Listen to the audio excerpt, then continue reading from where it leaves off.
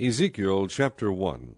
In the 30th year, in the 4th month, on the 5th day, while I was among the exiles by the Chebar river, the heavens were opened, and I saw visions of God. On the 5th of the month, it was the 5th year of the exile of King Jehoiakim, the word of the Lord came to Ezekiel the priest, the son of Buzi, by the Chebar river, in the land of the Babylonians. There the hand of the Lord was upon him. I looked, and I saw a windstorm coming out of the north, an immense cloud with flashing lightning, and surrounded by brilliant light. The center of the fire looked like glowing metal, and in the fire was what looked like 4 living creatures. In appearance their form was that of a man, but each of them had 4 faces and 4 wings. Their legs were straight, their feet were like those of a calf, and gleamed like burnished bronze. Under their wings, on their 4 sides, they had the hands of a man. All 4 of them had faces and wings, and their wings touched one another. Each one went straight ahead. They did not turn as they moved. Their faces looked like this. Each of the 4 had the face of a man, and on the right side each had the face of a lion, and on the left the face of an ox. Each also had the face of an eagle. Such were their faces. Their wings were spread out upward. Each had 2 wings, one touching the wing of another creature on either side, and 2 wings covering its body. Each one went straight ahead. Wherever the Spirit would go, they would go, without turning as they went. The appearance of the living creatures was like burning coals of fire or like torches. Fire moved back and forth among the creatures. It was bright, and lightning flashed out of it. The creatures sped back and forth like flashes of lightning. As I looked at the living creatures, I saw a wheel on the ground beside each creature with its 4 faces. This was the appearance and structure of the wheels. They sparkled like chrysolite, and all 4 looked alike. Each appeared to be made like a wheel intersecting a wheel. As they moved, they would go in any one of the 4 directions the creatures faced. The wheels did not turn about as the creatures went. Their rims were high and awesome, and all 4 rims were full of eyes all around. When the living creatures moved, the wheels beside them moved, and when the living creatures rose from the ground, the wheels also rose. Wherever the Spirit would go, they would go, and the wheels would rise along with them, because the spirit of the living creatures was in the wheels. When the creatures moved, they also moved. When the creatures stood still, they also stood still. And when the creatures rose from the ground, the wheels rose along with them, because the spirit of the living creatures was in the wheels. Spread out above the heads of the living creatures was what looked like an expanse, sparkling like ice and awesome. Under the expanse their wings were stretched out one toward the other, and each had 2 wings covering its body. When the creatures moved, I heard the sound of their wings, like the roar of rushing waters, like the voice of the Almighty, like the tumult of an army. When they stood still, they lowered their wings. Then there came a voice from above the expanse over their heads as they stood with lowered wings. Above the expanse over their heads was what looked like a throne of sapphire, and high above on the throne was a figure like that of a man. I saw that from what appeared to be his waist up, he looked like glowing metal, as if full of fire, and that from there down he looked like fire, and brilliant light surrounded him. Like the appearance of a rainbow in the clouds on a rainy day, so was the radiance around him. This was the appearance of the likeness of the glory of the Lord. When I saw it, I fell face down, and I heard the voice of one speaking. Chapter 2. He said to me, Son of man, stand up on your feet, and I will speak to you. As he spoke, the Spirit came into me, and raised me to my feet, and I heard him speaking to me. He said, Son of man, I am sending you to the Israelites, to a rebellious nation that has rebelled against me. They and their fathers have been in revolt against me to this very day. The people to whom I am sending you are obstinate and stubborn. Say to them, This is what the sovereign Lord says. And whether they listen or fail to listen, for they are a rebellious house, they will know that a prophet has been among them. And you, Son of man, do not be afraid of them or their words. Do not be afraid, though briars and thorns are all around you, and you live among scorpions. Do not be afraid of what they say, or terrified by them, though they are a rebellious house. You must speak my words to them, whether they listen or fail to listen, for they are rebellious. But you, Son of man, listen to what I say to you. Do not rebel like that rebellious house. Open your mouth and eat what I give you. Then I looked, and I saw a hand stretched out to me. In it was a scroll, which he unrolled before me. On both sides of it were written words of lament and mourning and woe. Chapter 3. And he said to me, Son of man, eat what is before you, eat this scroll. Then go and speak to the house of Israel. So I opened my mouth, and he gave me the scroll to eat. Then he said to me, Son of man, eat this scroll I am giving you, and fill your stomach with it. So I ate it, and it tasted as sweet as honey in my mouth. He then said to me, Son of man, go now to the house of Israel, and speak my words to them. You are not being sent to a people of obscure speech and difficult language, but to the house of Israel, not to many peoples of obscure speech and difficult language, whose words you cannot understand. Surely if I had sent you to them, they would have listened to you. But the house of Israel is not willing to listen to you, because they are not willing to listen to me. For the whole house of Israel is hardened and obstinate. But I will make you as unyielding and hardened as they are. I will make your forehead like the hardest stone, harder than flint. Do not be afraid of them, or terrified by them, though they are a rebellious house. And he said to me, Son of man, listen carefully, and take to heart all the words I speak to you. Go now to your countrymen in exile, and speak to them. Say to them, This is what the sovereign Lord says, whether they listen or fail to listen. Then the Spirit lifted me up, and I heard behind me a loud rumbling sound. May the glory of the Lord be praised in his dwelling place. The sound of the wings of the living creatures brushing against each other, and the sound of the wheels beside them, a loud rumbling sound. The Spirit then lifted me up and took me away, and I went in bitterness and in the anger of my spirit, with the strong hand of the Lord upon me. I came to the exiles who lived at Tel Abib, near the Chebar River, and there, where they were living, I sat among them for 7 days, overwhelmed. At the end of 7 days the word of the Lord came to me, Son of man, I have made you a watchman for the house of Israel, so hear the word I speak, and give them warning from me. When I say to a wicked man, You will surely die, and you do not warn him or speak out to dissuade him from his evil ways, in order to save his life, that wicked man will die for his sin, and I will hold you accountable for his blood. But if you do warn the wicked man, and he does not turn from his wickedness or from his evil ways, he will die for his sin, but you will have saved yourself. Again, when a righteous man turns from his righteousness and does evil, and I put a stumbling block before him, he will die. Since you did not warn him, he will die for his sin. The righteous things he did will not be remembered, and I will hold you accountable for his blood. But if you do warn the righteous man not to sin, and he does not sin, he will surely live, because he took warning, and you will have saved yourself. The hand of the Lord was upon me there, and he said to me, Get up and go out to the plain, and there I will speak to you. So I got up and went out to the plain, and the glory of the Lord was standing there, like the glory I had seen by the Chebar River, and I fell face down. Then the Spirit came into me and raised me to my feet. He spoke to me and said, Go, shut yourself inside your house, and you, son of man, they will tie with ropes. You will be bound so that you cannot go out among the people. I will make your tongue stick to the roof of your mouth, so that you will be silent and unable to rebuke them, though they are a rebellious house. But when I speak to you, I will open your mouth, and you shall say to them, This is what the sovereign Lord says, Whoever will listen, let him listen, and whoever will refuse, let him refuse, for they are a rebellious house. Chapter 4. Now, son of man, take a clay tablet, put it in front of you, and draw the city of Jerusalem on it. Then lay siege to it, erect siege works against it, build a ramp up to it, set up camps against it, and put battering rams around it. Then take an iron pan, place it as an iron wall between you and the city, and turn your face toward it. It will be under siege, and you shall besiege it. This will be a sign to the house of Israel. Then lie on your left side, and put the sin of the house of Israel upon yourself. You are to bear their sin for the number of days you lie on your side. I have assigned you the same number of days as the years of their sin. So for 390 days you will bear the sin of the house of Israel. After you have finished this, lie down again, this time on your right side, and bear the sin of the house of Judah. I have assigned you 40 days, a day for each year. Turn your face toward the siege of Jerusalem, and with bared arm prophesy against her. I will tie you up with ropes so that you cannot turn from one side to the other until you have finished the days of your siege.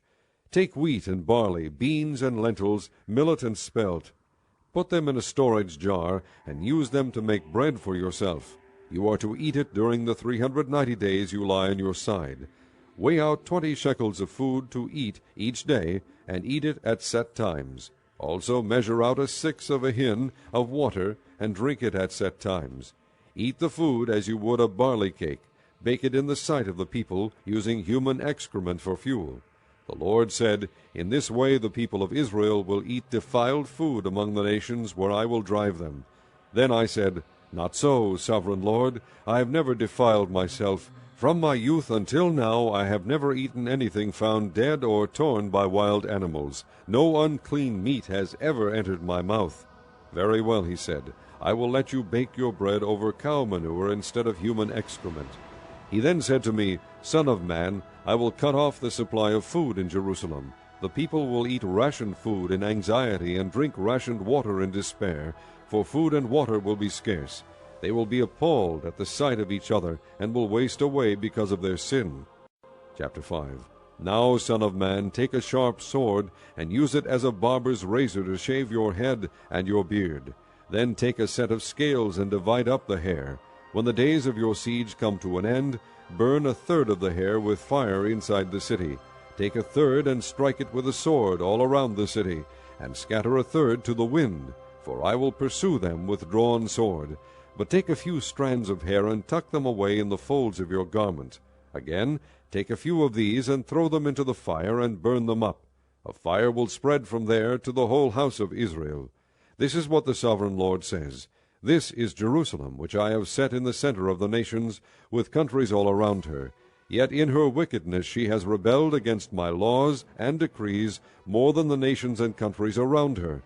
She has rejected my laws and has not followed my decrees. Therefore this is what the sovereign Lord says. You have been more unruly than the nations around you, and have not followed my decrees or kept my laws. You have not even conformed to the standards of the nations around you. Therefore this is what the sovereign Lord says. I myself am against you, Jerusalem, and I will inflict punishment on you in the sight of the nations. Because of all your detestable idols, I will do to you what I have never done before, and will never do again. Therefore in your midst fathers will eat their children, and children will eat their fathers. I will inflict punishment on you, and will scatter all your survivors to the winds.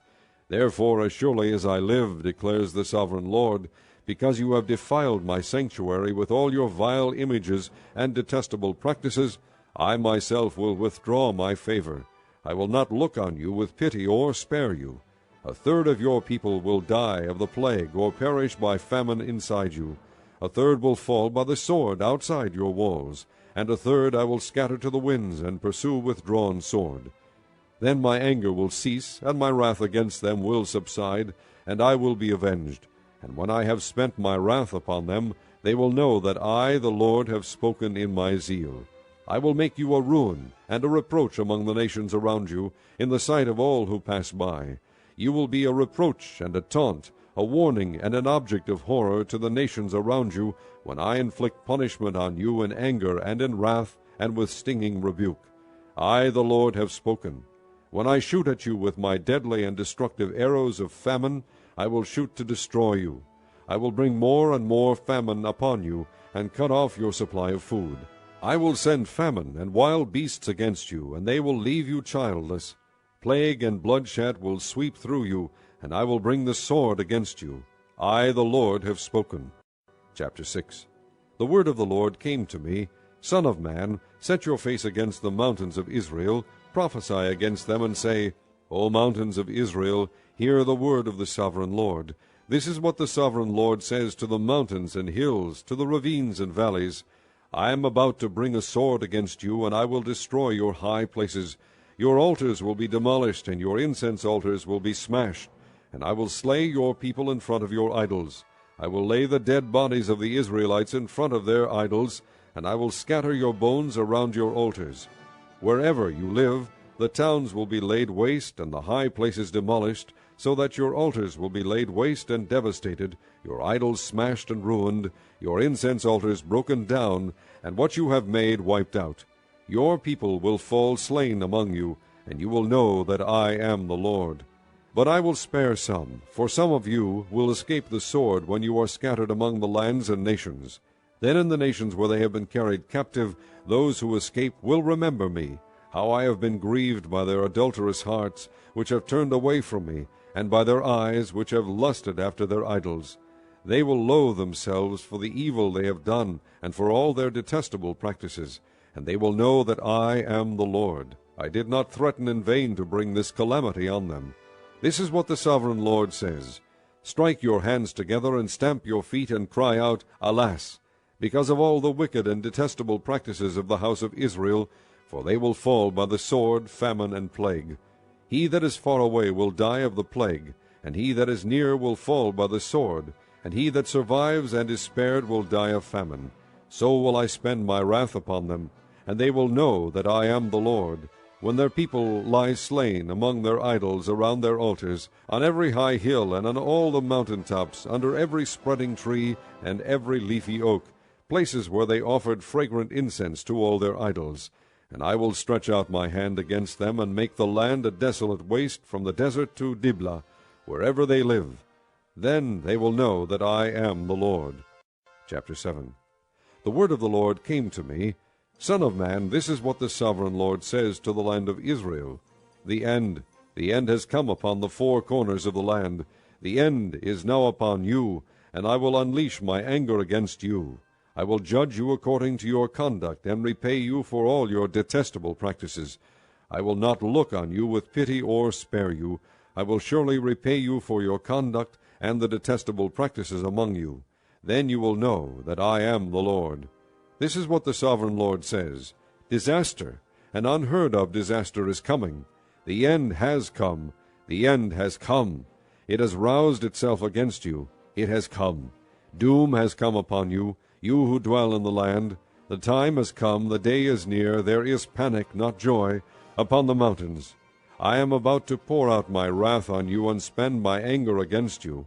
I will judge you according to your conduct and repay you for all your detestable practices. I will not look on you with pity or spare you. I will repay you in accordance with your conduct and the detestable practices among you. Then you will know that it is I, the Lord, who strikes the blow. The day is here. It has come. Doom has burst forth. The rod has budded. Arrogance has blossomed. Violence has grown into a rod to punish wickedness. None of the people will be left, none of that crowd, no wealth, nothing of value. The time has come, the day has arrived. Let not the buyer rejoice, nor the seller grieve, for wrath is upon the whole crowd. The seller will not recover the land he has sold as long as both of them live, for the vision concerning the whole crowd will not be reversed. Because of their sins, not one of them will preserve his life. Though they blow the trumpet and get everything ready, no one will go into battle, for my wrath is upon the whole crowd.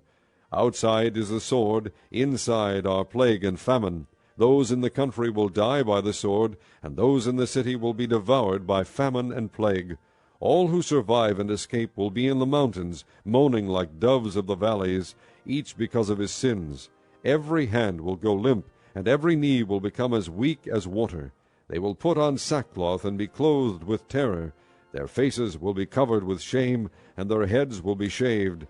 They will throw their silver into the streets, and their gold will be an unclean thing.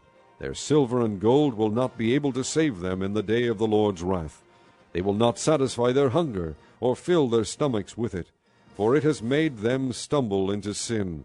They were proud of their beautiful jewelry, and used it to make their detestable idols and vile images. Therefore I will turn these into an unclean thing for them.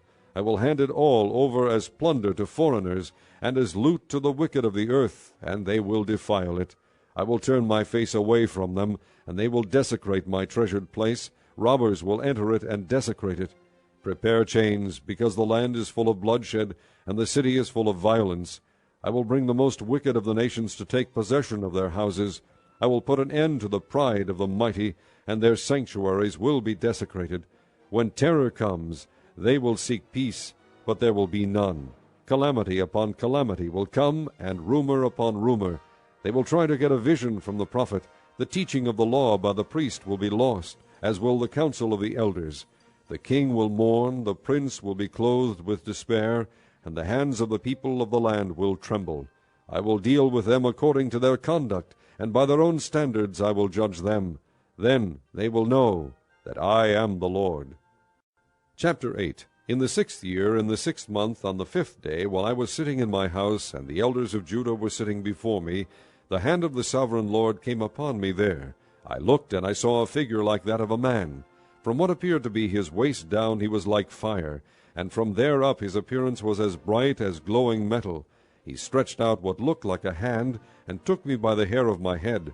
The Spirit lifted me up between earth and heaven, and in visions of God he took me to Jerusalem, to the entrance to the north gate of the inner court, where the idol that provokes to jealousy stood. And there before me was the glory of the God of Israel, as in the vision I had seen in the plain. Then he said to me, Son of man, look toward the north. So I looked, and in the entrance north of the gate of the altar I saw this idol of jealousy. And he said to me, Son of man, do you see what they are doing? The utterly detestable things the house of Israel is doing here, things that will drive me far from my sanctuary. But you will see things that are even more detestable. Then he brought me to the entrance to the court. I looked, and I saw a hole in the wall. He said to me, Son of man, now dig into the wall. So I dug into the wall and saw a doorway there. And he said to me, Go in and see the wicked and detestable things they are doing here. So I went in and looked, and I saw portrayed all over the walls all kinds of crawling things and detestable animals, and all the idols of the house of Israel. In front of them stood 70 elders of the house of Israel, and Jaazaniah son of Shaphan was standing among them. Each had a censer in his hand, and a fragrant cloud of incense was rising. He said to me, Son of man, have you seen what the elders of the house of Israel are doing in the darkness, each at the shrine of his own idol? They say, The Lord does not see us, the Lord has forsaken the land. Again he said, You will see them doing things that are even more detestable. Then he brought me to the entrance to the north gate of the house of the Lord, and I saw women sitting there, mourning for Tammuz. He said to me, Do you see this, Son of man? You will see things that are even more detestable than this. He then brought me into the inner court of the house of the Lord, and there at the entrance to the temple, between the portico and the altar, were about 25 men. With their backs toward the temple of the Lord, and their faces toward the east, they were bowing down to the sun in the east. He said to me, Have you seen this, Son of man? Is it a trivial matter for the house of Judah to do the detestable things they are doing here? Must they also fill the land with violence and continually provoke me to anger? Look at them putting the branch to their nose. Therefore I will deal with them in anger. I will not look on them with pity or spare them. Although they shout in my ears, I will not listen to them. Chapter 9. Then I heard him call out in a loud voice, Bring the guards of the city here, each with a weapon in his hand. And I saw 6 men coming from the direction of the upper gate, which faces north, each with a deadly weapon in his hand. With them was a man clothed in linen, who had a writing kit at his side. They came in and stood beside the bronze altar. Now the glory of the God of Israel went up from above the cherubim, where it had been, and moved to the threshold of the temple. Then the Lord called to the man clothed in linen, who had the writing kit at his side, and said to him, Go throughout the city of Jerusalem, and put a mark on the foreheads of those who grieve and lament over all the detestable things that are done in it. As I listened, he said to the others, Follow him through the city, and kill, without showing pity or compassion. Slaughter old men, young men, and maidens, women and children, but do not touch anyone who has the mark. Begin at my sanctuary. So they began with the elders who were in front of the temple. Then he said to them, Defile the temple, and fill the courts with the slain. Go. So they went out and began killing throughout the city. While they were killing, and I was left alone, I fell face down, crying out, Ah, sovereign Lord, are you going to destroy the entire remnant of Israel in this outpouring of your wrath on Jerusalem? He answered me, The sin of the house of Israel and Judah is exceedingly great. The land is full of bloodshed, and the city is full of injustice. They say, The Lord has forsaken the land, the Lord does not see. So I will not look on them with pity or spare them, but I will bring down on their own heads what they have done. Then the man in linen, with the writing kit at his side, brought back word, saying, I have done as you commanded. Chapter 10. I looked, and I saw the likeness of a throne of sapphire above the expanse that was over the heads of the cherubim. The Lord said to the man clothed in linen, Go in among the wheels beneath the cherubim. Fill your hands with burning coals from among the cherubim, and scatter them over the city. And as I watched, he went in. Now the cherubim were standing on the south side of the temple when the man went in, and a cloud filled the inner court. Then the glory of the Lord rose from above the cherubim, and moved to the threshold of the temple. The cloud filled the temple, and the court was full of the radiance of the glory of the Lord. The sound of the wings of the cherubim could be heard as far away as the outer court, like the voice of God Almighty when he speaks. When the Lord commanded the man in linen, Take fire from among the wheels, from among the cherubim, the man went in and stood beside a wheel. Then one of the cherubim reached out his hand to the fire that was among them. He took up some of it, and put it into the hands of the man in linen, who took it and went out. Under the wings of the cherubim could be seen what looked like the hands of a man. I looked, and I saw beside the cherubim 4 wheels, one beside each of the cherubim. The wheels sparkled like chrysolite. As for their appearance, the 4 of them looked alike. Each was like a wheel intersecting a wheel. As they moved, they would go in any one of the 4 directions the cherubim faced. The wheels did not turn about as the cherubim went. The cherubim went in whatever direction the head faced, without turning as they went. Their entire bodies, including their backs, their hands, and their wings, were completely full of eyes, as were their 4 wheels. I heard the wheels being called the whirling wheels. Each of the cherubim had 4 faces. One face was that of a cherub, the second the face of a man, the third the face of a lion, and the fourth the face of an eagle. Then the cherubim rose upward. These were the living creatures I had seen by the Kibar River. When the cherubim moved, the wheels beside them moved, and when the cherubim spread their wings to rise from the ground, the wheels did not leave their side. When the cherubim stood still, they also stood still, and when the cherubim rose, they rose with them, because the spirit of the living creatures was in them. Then the glory of the Lord departed from over the threshold of the temple, and stopped above the cherubim. While I watched, the cherubim spread their wings and rose from the ground, and as they went, the wheels went with them. They stopped at the entrance to the east gate of the Lord's house, and the glory of the God of Israel was above them. These were the living creatures I had seen beneath the God of Israel by the Kibar River, and I realized that they were cherubim. Each had 4 faces and 4 wings, and under their wings was what looked like the hands of a man. Their faces had the same appearance as those I had seen by the Kibar River. Each one went straight ahead. Chapter 11. Then the Spirit lifted me up, and brought me to the gate of the house of the Lord that faces east. There at the entrance to the gate were 25 men, and I saw among them Jaazaniah son of Azur, and Pelatiah son of Benaiah, leaders of the people. The Lord said to me, Son of man, these are the men who are plotting evil and giving wicked advice in this city. They say, Will it not soon be time to build houses?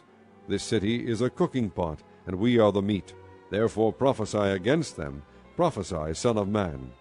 Then the Spirit of the Lord came upon me, and he told me to say, This is what the Lord says. This is what you are saying, O house of Israel, but I know what is going through your mind. You have killed many people in this city, and filled its streets with the dead. Therefore this is what the sovereign Lord says. The bodies you have thrown there are the meat, and this city is the pot, but I will drive you out of it. You fear the sword, and the sword is what I will bring against you, declares the sovereign Lord. I will drive you out of the city, and hand you over to foreigners, and inflict punishment on you. You will fall by the sword, and I will execute judgment on you at the borders of Israel. Then you will know that I am the Lord. This city will not be a pot for you, nor will you be the meat in it. I will execute judgment on you at the borders of Israel, and you will know that I am the Lord, for you have not followed my decrees or kept my laws, but have conformed to the standards of the nations around you. Now as I was prophesying, Pelatiah son of Benaiah died. Then I fell face down and cried out in a loud voice, Ah, sovereign Lord, will you completely destroy the remnant of Israel? The word of the Lord came to me, Son of man, your brothers who are your blood relatives, and the whole house of Israel, are those of whom the people of Jerusalem have said, They are far away from the Lord. This land was given to us as our possession. Therefore say, This is what the sovereign Lord says, Although I sent them far away among the nations, and scattered them among the countries, yet for a little while I have been a sanctuary for them in the countries where they have gone. Therefore say, This is what the sovereign Lord says, I will gather you from the nations, and bring you back from the countries where you have been scattered, and I will give you back the land of Israel again.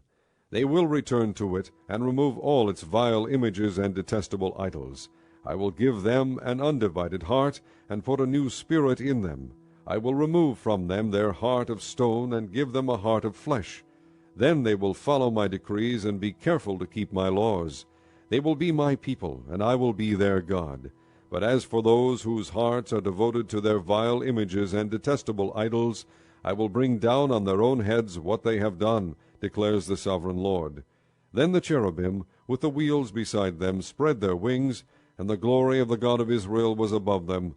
The glory of the Lord went up from within the city, and stopped above the mountain east of it.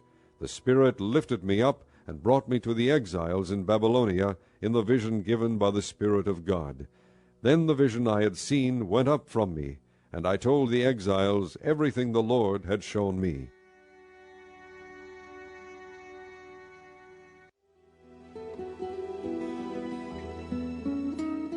Chapter 12. The word of the Lord came to me, Son of man, you are living among a rebellious people. They have eyes to see, but do not see, and ears to hear, but do not hear, for they are a rebellious people. Therefore, Son of man, pack your belongings for exile, and in the daytime, as they watch, set out and go from where you are to another place. Perhaps they will understand, though they are a rebellious house. During the daytime, while they watch, bring out your belongings packed for exile. Then in the evening, while they are watching, go out like those who go into exile. While they watch, dig through the wall, and take your belongings out through it. Put them on your shoulder as they are watching, and carry them out at dusk. Cover your face so that you cannot see the land, for I have made you a sign to the house of Israel. So I did as I was commanded. During the day I brought out my things packed for exile. Then in the evening I dug through the wall with my hands. I took my belongings out at dusk, carrying them on my shoulders while they watched. In the morning the word of the Lord came to me, Son of man, did not that rebellious house of Israel ask you, What are you doing? Say to them, This is what the sovereign Lord says. This oracle concerns the prince in Jerusalem and the whole house of Israel who are there. Say to them, I am a sign to you. As I have done, so it will be done to them. They will go into exile as captives. The prince among them will put his things on his shoulder at dusk and leave, and a hole will be dug in the wall for him to go through. He will cover his face so that he cannot see the land. I will spread my net for him, and he will be caught in my snare. I will bring him to Babylonia, the land of the Chaldeans, but he will not see it, and there he will die. I will scatter to the winds all those around him, his staff and all his troops, and I will pursue them with drawn sword. They will know that I am the Lord when I disperse them among the nations and scatter them through the countries. But I will spare a few of them from the sword, famine, and plague, so that in the nations where they go they may acknowledge all their detestable practices. Then they will know that I am the Lord. The word of the Lord came to me, Son of man, tremble as you eat your food, and shudder in fear as you drink your water. Say to the people of the land, This is what the sovereign Lord says about those living in Jerusalem and in the land of Israel. They will eat their food in anxiety and drink their water in despair, for their land will be stripped of everything in it because of the violence of all who live there. The inhabited towns will be laid waste, and the land will be desolate. Then you will know that I am the Lord. The word of the Lord came to me, Son of man, what is this proverb you have in the land of Israel? The days go by, and every vision comes to nothing. Say to them, This is what the sovereign Lord says. I am going to put an end to this proverb, and they will no longer quote it in Israel. Say to them, The days are near when every vision will be fulfilled, for there will be no more false visions or flattering divinations among the people of Israel. But I, the Lord, will speak what I will, and it shall be fulfilled without delay. For in your days, you rebellious house, I will fulfill whatever I say, declares the sovereign Lord. The word of the Lord came to me, Son of man, the house of Israel is saying, The vision he sees is for many years from now. And he prophesies about the distant future. Therefore say to them, This is what the sovereign Lord says, None of my words will be delayed any longer. Whatever I say will be fulfilled, declares the sovereign Lord. Chapter 13. The word of the Lord came to me, Son of man, prophesy against the prophets of Israel who are now prophesying. Say to those who prophesy out of their own imagination, Hear the word of the Lord. This is what the sovereign Lord says. Woe to the foolish prophets who follow their own spirit and have seen nothing. Your prophets, O Israel, are like jackals among ruins. You have not gone up to the breaks in the wall to repair it for the house of Israel, so that it will stand firm in the battle on the day of the Lord. Their visions are false, and their divinations a lie. They say, The Lord declares, when the Lord has not sent them, yet they expect their words to be fulfilled. Have you not seen false visions and uttered lying divinations, when you say, The Lord declares, though I have not spoken? Therefore this is what the sovereign Lord says, Because of your false words and lying visions, I am against you, declares the sovereign Lord. My hand will be against the prophets who see false visions and utter lying divinations. They will not belong to the council of my people, or be listed in the records of the house of Israel, nor will they enter the land of Israel. Then you will know that I am the sovereign Lord. Because they lead my people astray, saying, Peace, when there is no peace, and because when a flimsy wall is built, they cover it with whitewash, therefore tell those who cover it with whitewash that it is going to fall. Rain will come in torrents, and I will send hailstones hurtling down, and violent winds will burst forth. When the wall collapses, will people not ask you, Where is the whitewash you covered it with? Therefore this is what the sovereign Lord says, In my wrath I will unleash a violent wind, and in my anger hailstones and torrents of rain will fall with destructive fury. I will tear down the wall you have covered with whitewash, and will level it to the ground so that its foundation will be laid bare. When it falls, you will be destroyed in it, and you will know that I am the Lord. So I will spend my wrath against the wall and against those who covered it with whitewash. I will say to you, The wall is gone, and so are those who whitewashed it, those prophets of Israel who prophesied to Jerusalem and saw visions of peace for her when there was no peace, declares the sovereign Lord. Now, Son of man, set your face against the daughters of your people who prophesy out of their own imagination. Prophesy against them, and say, This is what the sovereign Lord says. Woe to the women who sew magic charms on all their wrists, and make veils of various lengths for their heads in order to ensnare people. Will you ensnare the lives of my people, but preserve your own?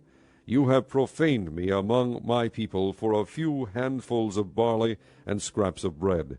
By lying to my people who listen to lies, you have killed those who should not have died, and have spared those who should not live. Therefore this is what the sovereign Lord says, I am against your magic charms with which you ensnare people like birds, and I will tear them from your arms. I will set free the people that you ensnare like birds. I will tear off your veils and save my people from your hands, and they will no longer fall prey to your power. Then you will know that I am the Lord, because you disheartened the righteous with your lies, when I had brought them no grief, and because you encouraged the wicked not to turn from their evil ways, and so save their lives. Therefore you will no longer see false visions or practice divination. I will save my people from your hands, and then you will know that I am the Lord. Chapter 14. Some of the elders of Israel came to me and sat down in front of me. Then the word of the Lord came to me, Son of man, these men have set up idols in their hearts and put wicked stumbling blocks before their faces. Should I let them inquire of me at all? Therefore speak to them and tell them, This is what the sovereign Lord says. When any Israelite sets up idols in his heart and puts a wicked stumbling block before his face, and then goes to a prophet, I, the Lord, will answer him myself in keeping with his great idolatry. I will do this to recapture the hearts of the people of Israel, who have all deserted me for their idols. Therefore say to the house of Israel, This is what the sovereign Lord says. Repent, turn from your idols, and renounce all your detestable practices. When any Israelite or any alien living in Israel separates himself from me, and sets up idols in his heart, and puts a wicked stumbling block before his face, and then goes to a prophet to inquire of me, I, the Lord, will answer him myself. I will set my face against that man, and make him an example and a byword. I will cut him off from my people. Then you will know that I am the Lord. And if the prophet is enticed to utter a prophecy, I, the Lord, have enticed that prophet, and I will stretch out my hand against him, and destroy him from among my people Israel. They will bear their guilt. The prophet will be as guilty as the one who consults him. Then the people of Israel will no longer stray from me, nor will they defile themselves any more with all their sins. They will be my people, and I will be their God, declares the sovereign Lord.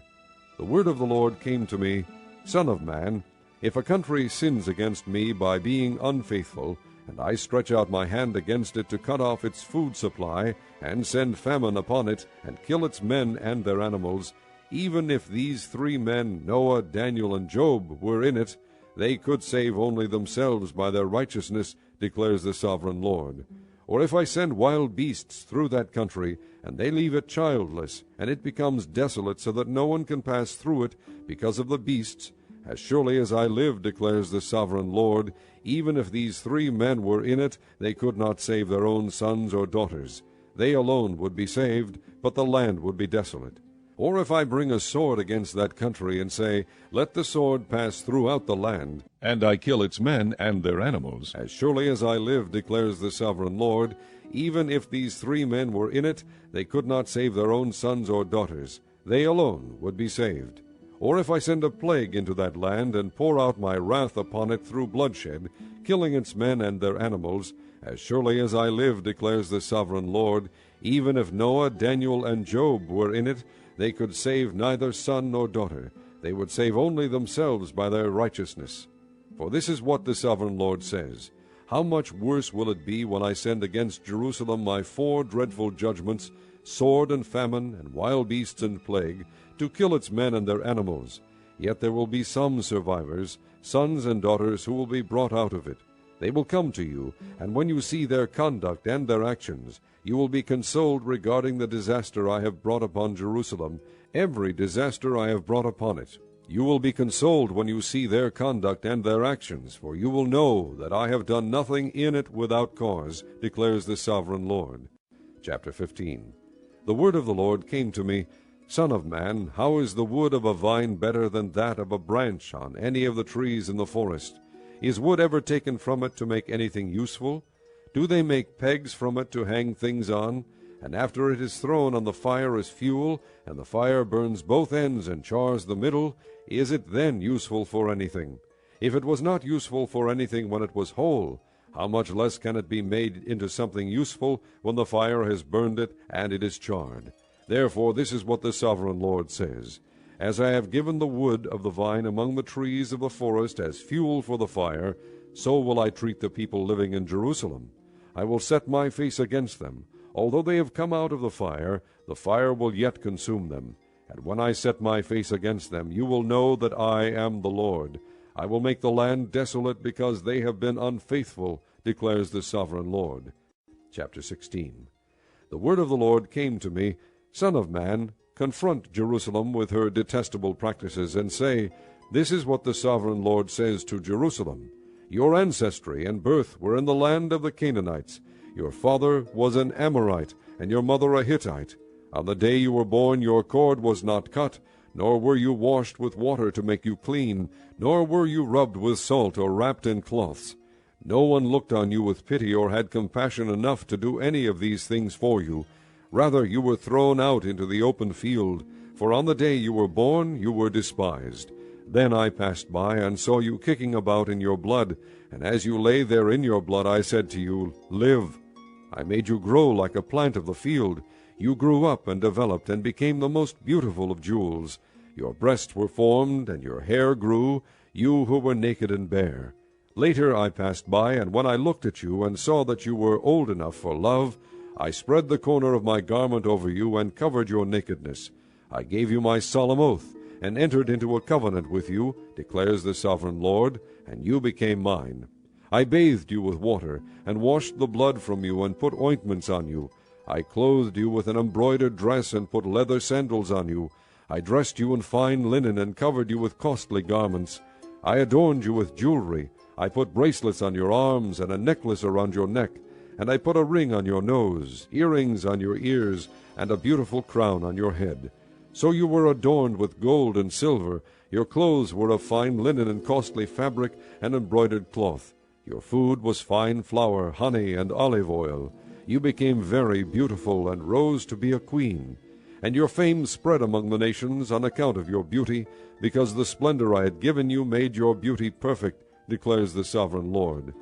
But you trusted in your beauty, and used your fame to become a prostitute. You lavished your favors on anyone who passed by, and your beauty became his. You took some of your garments to make gaudy high places, where you carried on your prostitution. Such things should not happen, nor should they ever occur.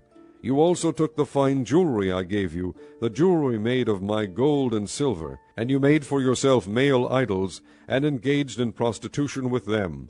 And you took your embroidered clothes to put on them, and you offered my oil and incense before them. Also the food I provided for you, the fine flour, olive oil, and honey I gave you to eat, you offered as fragrant incense before them. That is what happened, declares the sovereign Lord. And you took your sons and daughters whom you bore to me, and sacrificed them as food to the idols. Was your prostitution not enough? You slaughtered my children, and sacrificed them to the idols. In all your detestable practices and your prostitution, you did not remember the days of your youth, when you were naked and bare, kicking about in your blood. Woe, woe to you, declares the sovereign Lord. In addition to all your other wickedness, you built a mound for yourself and made a lofty shrine in every public square. At the head of every street you built your lofty shrines, and degraded your beauty, offering your body with increasing promiscuity to anyone who passed by. You engaged in prostitution with the Egyptians, your lustful neighbors, and provoked me to anger with your increasing promiscuity. So I stretched out my hand against you, and reduced your territory. I gave you over to the greed of your enemies, the daughters of the Philistines, who were shocked by your lewd conduct. You engaged in prostitution with the Assyrians, too, because you were insatiable. And even after that you still were not satisfied. Then you increased your promiscuity to include Babylonia, a land of merchants, but even with this you were not satisfied. How weak-willed you are, declares the sovereign Lord, when you do all these things, acting like a brazen prostitute. When you built your mounds at the head of every street and made your lofty shrines in every public square, you were unlike a prostitute, because you scorned payment. You adulterous wife, you prefer strangers to your own husband. Every prostitute receives a fee, but you give gifts to all your lovers, bribing them to come to you from everywhere for your illicit favors. So in your prostitution you are the opposite of others. No one runs after you for your favors. You are the very opposite, for you give payment, and none is given to you. Therefore, you prostitute, hear the word of the Lord. This is what the sovereign Lord says. Because you poured out your wealth and exposed your nakedness in your promiscuity with your lovers, and because of all your detestable idols, and because you gave them your children's blood, therefore I am going to gather all your lovers, with whom you found pleasure, those you loved as well as those you hated. I will gather them against you from all around, and will strip you in front of them, and they will see all your nakedness. I will sentence you to the punishment of women who commit adultery and who shed blood. I will bring upon you the blood vengeance of my wrath and jealous anger. Then I will hand you over to your lovers, and they will tear down your mounds and destroy your lofty shrines. They will strip you of your clothes and take your fine jewelry, and leave you naked and bare. They will bring a mob against you, who will stone you and hack you to pieces with their swords. They will burn down your houses and inflict punishment on you in the sight of many women. I will put a stop to your prostitution, and you will no longer pay your lovers.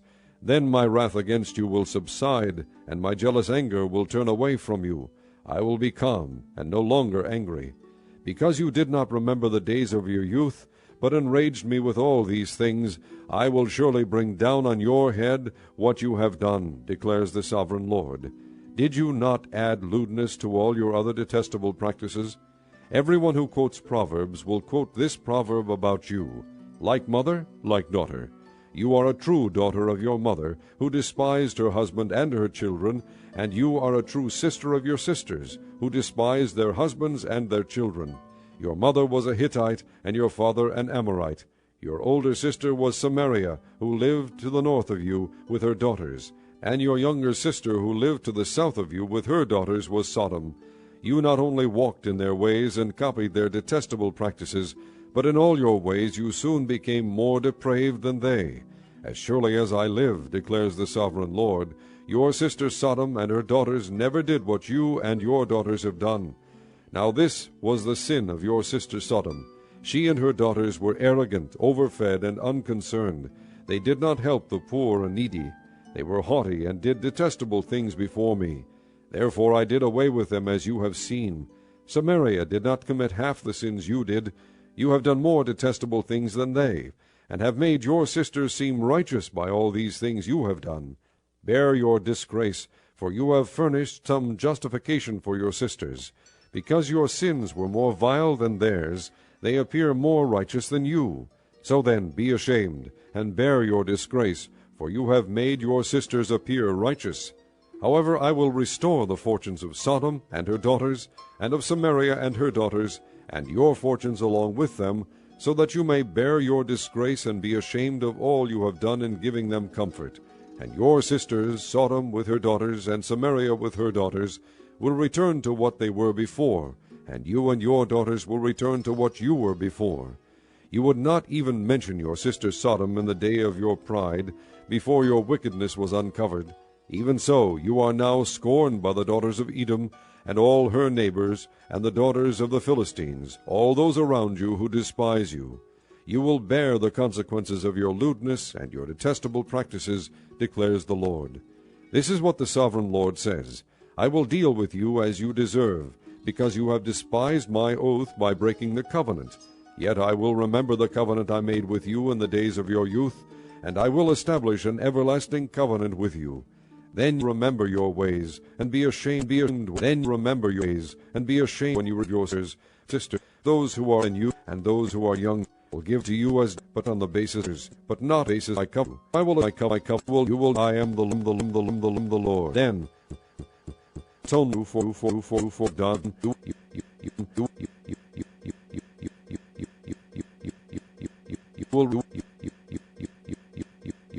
Sovereign Lord. Chapter 17. The word of the Lord came to me, Son of man, set forth an allegory, and tell the house of Israel a parable. Say to them, This is what the sovereign Lord says. A great eagle with powerful wings, long feathers, and full plumage of varied colors came to Lebanon. Taking hold of the top of a cedar, he broke off its topmost shoot, and carried it away to a land where he in a city. He took of the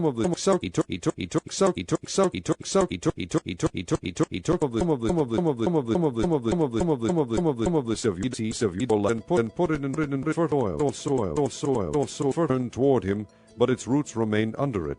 So it became a vine and produced branches and put out leafy boughs. But there was another great eagle, with powerful wings and full plumage. The vine now sent out its roots toward him from the plot where it was planted, and stretched out its branches to him for water. It had been planted in good soil by abundant water, so that it would produce branches, bear fruit, and become a splendid vine. Say to them, This is what the sovereign Lord says. Will it thrive? Will it not be uprooted and stripped of its fruit, so that it withers? All its new growth will wither. It will not take a strong arm or many people to pull it up by the roots. Even if it is transplanted, will it thrive? Will it not wither completely when the east wind strikes it, wither away in the plot where it grew? Then the word of the Lord came to me, Say to this rebellious house, Do you not know what these things mean? Say to them, The king of Babylon went to Jerusalem and carried off her king and her nobles, bringing them back with him to Babylon. Then he took a member of the royal family and made a treaty with him, putting him under oath. He also carried away the leading men of the land, so that the kingdom would be brought low, unable to rise again, surviving only by keeping his treaty. But the king rebelled against him by sending his envoys to Egypt to get horses and a large army. Will he succeed? Will he who does such things escape? Will he break the treaty and yet escape? As surely as I live, declares the sovereign Lord, he shall die in Babylon, in the land of the king who put him on the throne, whose oath he despised and whose treaty he broke.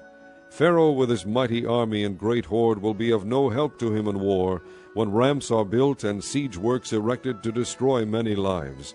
He despised the oath by breaking the covenant. Because he had given his hand in pledge, and yet did all these things, he shall not escape. Therefore this is what the sovereign Lord says, As surely as I live, I will bring down on his head my oath that he despised, and my covenant that he broke. I will spread my net for him, and he will be caught in my snare. I will bring him to Babylon, and execute judgment upon him there, because he was unfaithful to me. All his fleeing troops will fall by the sword, and the survivors will be scattered to the winds. Then you will know that I, the Lord, have spoken. This is what the sovereign Lord says. I myself will take a shoot from the very top of a cedar and plant it. I will break off a tender sprig from its topmost shoots, and plant it on a high and lofty mountain. On the mountain heights of Israel I will plant it. It will produce branches and bear fruit and become a splendid cedar. Birds of every kind will nest in it. They will find shelter in the shade of its branches. All the trees of the field will know that I, the Lord, bring down the tall tree, and make the low tree grow tall. I dry up the green tree, and make the dry tree flourish. I, the Lord, have spoken, and I will do it. Chapter 18. The word of the Lord came to me, What do you people mean by quoting this proverb about the land of Israel? The fathers eat sour grapes, and the children's teeth are set on edge. As surely as I live, declares the sovereign Lord, you will no longer quote this proverb in Israel. For every living soul belongs to me, the Father as well as the Son, both alike belong to me. The soul who sins is the one who will die. Suppose there is a righteous man who does what is just and right. He does not eat at the mountain shrines, or look to the idols of the house of Israel. He does not defile his neighbor's wife, or lie with a woman during her period. He does not oppress anyone. He returns what he took in pledge for a loan. He does not commit robbery, but gives his food to the hungry, and provides clothing for the naked. He does not lend at usury, or take excessive interest. He withholds his hand from doing wrong, and judges fairly between man and man. He follows my decrees, and faithfully keeps my laws. That man is righteous. He will surely live, declares the sovereign Lord. Suppose he has a violent son, who sheds blood, or does any of these other things, though the father has done none of them. He eats at the mountain shrines. He defiles his neighbor's wife. He oppresses the poor and needy. He commits robbery. He does not return what he took in pledge. He looks to the idols. He does detestable things. He lends at usury, and takes excessive interest. Will such a man live? He will not. Because he has done all these detestable things, he will surely be put to death, and his blood will be on his own head. But suppose this son has a son who sees all the sins his father commits, and though he sees them, he does not do such things. He does not eat at the mountain shrines, or look to the idols of the house of Israel. He does not defile his neighbor's wife. He does not oppress anyone, or require a pledge for a loan. He does not commit robbery, but gives his food to the hungry, and provides clothing for the naked. He withholds his hand from sin, and takes no usury or excessive interest. He keeps my laws and follows my decrees. He will not die for his father's sin. He will surely live. But his father will die for his own sin, because he practiced extortion, robbed his brother, and did what was wrong among his people. Yet you ask, why does the son not share the guilt of his father? Since the son has done what is just and right, and has been careful to keep all my decrees, he will surely live. The soul who sins is the one who will die. The son will not share the guilt of the father, nor will the father share the guilt of the son. The righteousness of the righteous man will be credited to him, and the wickedness of the wicked will be charged against him. But if a wicked man turns away from all the sins he has committed, and keeps all my decrees, and does what is just and right, he will surely live. He will not die. None of the offenses he has committed will be remembered against him. Because of the unfaithfulness he is guilty of, and because of the sins he has committed, he will die. Yet you say, the way of the Lord is not just. Hear, O house of Israel, is my way unjust? Is it not your ways that are unjust? If a righteous man turns from his righteousness and commits sin, he will die for it. Because of the sin he has committed, he will die. But if a wicked man turns away from the wickedness he has committed and does what is just and right, he will save his life. Because he considers all the offenses he has committed and turns away from them, he will surely live, he will not die. Yet the house of Israel says, The way of the Lord is not just. Are my ways unjust, O house of Israel? Is it not your ways that are unjust? Therefore, O house of Israel, I will judge you, each one according to his ways, declares the sovereign Lord. Repent, turn away from all your offenses, then sin will not be your downfall. Rid yourselves of all the offenses you have committed, and get a new heart and a new spirit. Why will you die, O house of Israel? For I take no pleasure in the death of anyone, declares the sovereign Lord. Repent and live. Chapter 19. Take up a lament concerning the princes of Israel, and say, What a lioness was your mother among the lions! She lay down among the young lions and reared her cubs. She brought up one of her cubs, and he became a strong lion. He learned to tear the prey, and he devoured men. The nations heard about him, and he was trapped in their pit. They led him with hooks to the land of Egypt. When she saw her hope unfulfilled, her expectation gone, she took another of her cubs, and made him a strong lion. He prowled among the lions, for he was now a strong lion. He learned to tear the prey, and he devoured men. He broke down their strongholds and devastated their towns. The land and all who were in it were terrified by his roaring. Then the nations came against him, those from regions round about. They spread their net for him, and he was trapped in their pit. With hooks they pulled him into a cage and brought him to the king of Babylon. They put him in prison, so his roar was heard no longer on the mountains of Israel. Your mother was like a vine in your vineyard, planted by the water. It was fruitful and full of branches because of abundant water. Its branches were strong, fit for a ruler's scepter. It towered high above the thick foliage, conspicuous for its height and for its many branches. But it was uprooted in fury and thrown to the ground. The east wind made it shrivel. It was stripped of its fruit. Its strong branches withered, and fire consumed them. Now it is planted in the desert, in a dry and thirsty land. Fire spread from one of its main branches and consumed its fruit. No strong branches left on it fit for a ruler's scepter. This is a lament, and is to be used as a lament. Chapter 20. In the 7th year, in the 5th month of the 10th day, some of the elders of Israel came to inquire of the Lord, and they sat down in front of me. Then the word of the Lord came to me, Son of man, speak to the elders of Israel, and say to them, This is what the sovereign Lord says. Have you come to inquire of me? As surely as I live, I will not let you inquire of me, declares the sovereign Lord. Will you judge them? Will you judge them, Son of man? Then confront them with the detestable practices of their fathers, and say to them, This is what the sovereign Lord says. On the day I chose Israel, I swore with uplifted hand to the descendants of the house of Jacob, and revealed myself to them in Egypt.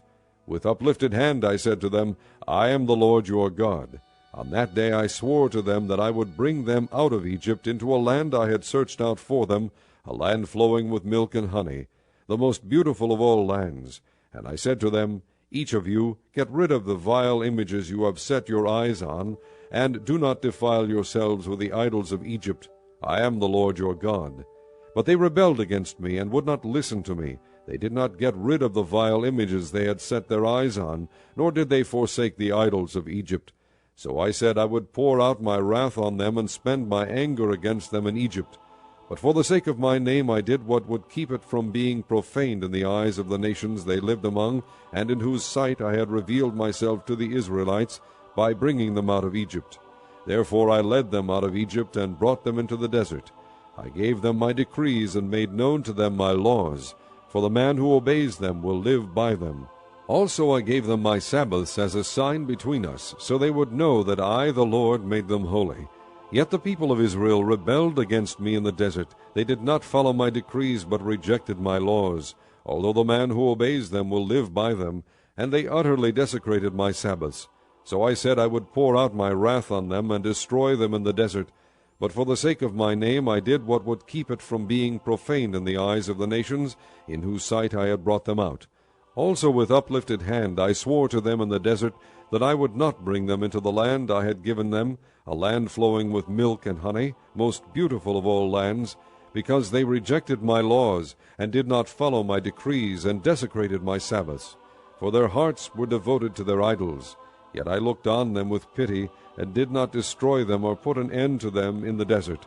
I said to their children in the desert, Do not follow the statutes of your fathers, or keep their laws, or defile yourselves with their idols. I am the Lord your God. Follow my decrees, and be careful to keep my laws. Keep my Sabbaths holy, that they may be a sign between us. Then you will know that I am the Lord your God. But the children rebelled against me. They did not follow my decrees. They were not careful to keep my laws, although the man who obeys them will live by them. And they desecrated my Sabbaths. So I said I would pour out my wrath on them, and spend my anger against them in the desert. But I withheld my hand, and for the sake of my name I did what would keep it from being profaned in the eyes of the nations in whose sight I had brought them out. Also with uplifted hand I swore to them in the desert that I would disperse them among the nations, and scatter them through the countries, because they had not obeyed my laws, but had rejected my decrees, and desecrated my Sabbaths, and their eyes lusted after their fathers' idols. I also gave them over to statutes that were not good, and laws they could not live by. I let them become defiled through their gifts, the sacrifice of every firstborn, that I might fill them with horror, so they would know that I am the Lord. Therefore, Son of man, speak to the people of Israel, and say to them, This is what the sovereign Lord says. In this also your fathers blasphemed me by forsaking me. When I brought them into the land I had sworn to give them, and they saw any high hill or any leafy tree, there they offered their sacrifices, made offerings that provoked me to anger, presented their fragrant incense, and poured out their drink offerings. Then I said to them, What is this high place you go to? It is called Bama to this day. Therefore say to the house of Israel, This is what the sovereign Lord says. Will you defile yourselves the way your fathers did, and lust after their vile images? When you offer your gifts, the sacrifice of your sons in the fire, you continue to defile yourselves with all your idols to this day. Am I to let you inquire of me, O house of Israel? As surely as I live, declares the sovereign Lord, I will not let you inquire of me. You say, We want to be like the nations, like the peoples of the world, who serve wood and stone. But what you have in mind will never happen. As surely as I live, declares the sovereign Lord, I will rule over you with a mighty hand, and an outstretched arm, and with outpoured wrath. I will bring you from the nations, and gather you from the countries where you have been scattered, with a mighty hand, and an outstretched arm, and with outpoured wrath. I will bring you into the desert of the nations, and there, face to face, I will execute judgment upon you. As I judged your fathers in the desert of the land of Egypt, so I will judge you, declares the sovereign Lord. I will take note of you as you pass under my rod, and I will bring you into the bond of the covenant. I will purge you of those who revolt and rebel against me. Although I will bring them out of the land where they are living, yet they will not enter the land of Israel. Then you will know that I am the Lord. As for you, O house of Israel, this is what the sovereign Lord says. Go and serve your idols, every one of you. But afterward you will surely listen to me, and no longer profane my holy name with your gifts and idols. For on my holy mountain, the high mountain of Israel, declares the sovereign Lord, there in the land the entire house of Israel will serve me, and there I will accept them. There I will require your offerings and your choice gifts, along with all your holy sacrifices. I will accept you as fragrant incense when I bring you out from the nations, and gather you from the countries where you have been scattered, and I will show myself holy among you in the sight of the nations.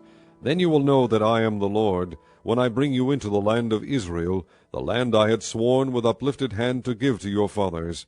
There you will remember your conduct and all the actions by which you have defiled yourselves, and you will loathe yourselves for all the evil you have done. You will know that I am the Lord when I deal with you for my name's sake, and not according to your evil ways and your corrupt practices, O house of Israel, declares the sovereign Lord. The word of the Lord came to me, Son of man, set your face toward the south. Preach against the south, and prophesy against the forest of the southland. Say to the southern forest, Hear the word of the Lord. This is what the sovereign Lord says. I am about to set fire to you, and it will consume all your trees, both green and dry. The blazing flame will not be quenched, and every face from south to north will be scorched by it. Every one will see that I, the Lord, have kindled it. It will not be quenched. Then I said, Ah, sovereign Lord, they are saying of me, Isn't he just telling parables? Chapter 21. The word of the Lord came to me, Son of man, set your face against Jerusalem, and preach against the sanctuary. Prophesy against the land of Israel, and say to her, This is what the Lord says, I am against you. I will draw my sword from its scabbard, and cut off from you both the righteous and the wicked. Because I am going to cut off the righteous and the wicked, my sword will be unsheathed against everyone from south to north. Then all people will know that I, the Lord, have drawn my sword from its scabbard. It will not return again. Therefore groan, Son of man, groan before them with broken heart and bitter grief. And when they ask you, Why are you groaning? You shall say, Because of the news that is coming. Every heart will melt, and every hand go limp. Every spirit will become faint, and every knee become as weak as water. It is coming. It will surely take place, declares the sovereign Lord. The word of the Lord came to me, Son of man, prophesy and say, This is what the Lord says, a sword, sharpened and polished, sharpened for the slaughter, polished to flash like lightning. Shall we rejoice in the scepter of my son Judah? The sword despises every such stick. The sword is appointed to be polished, to be grasped with a hand.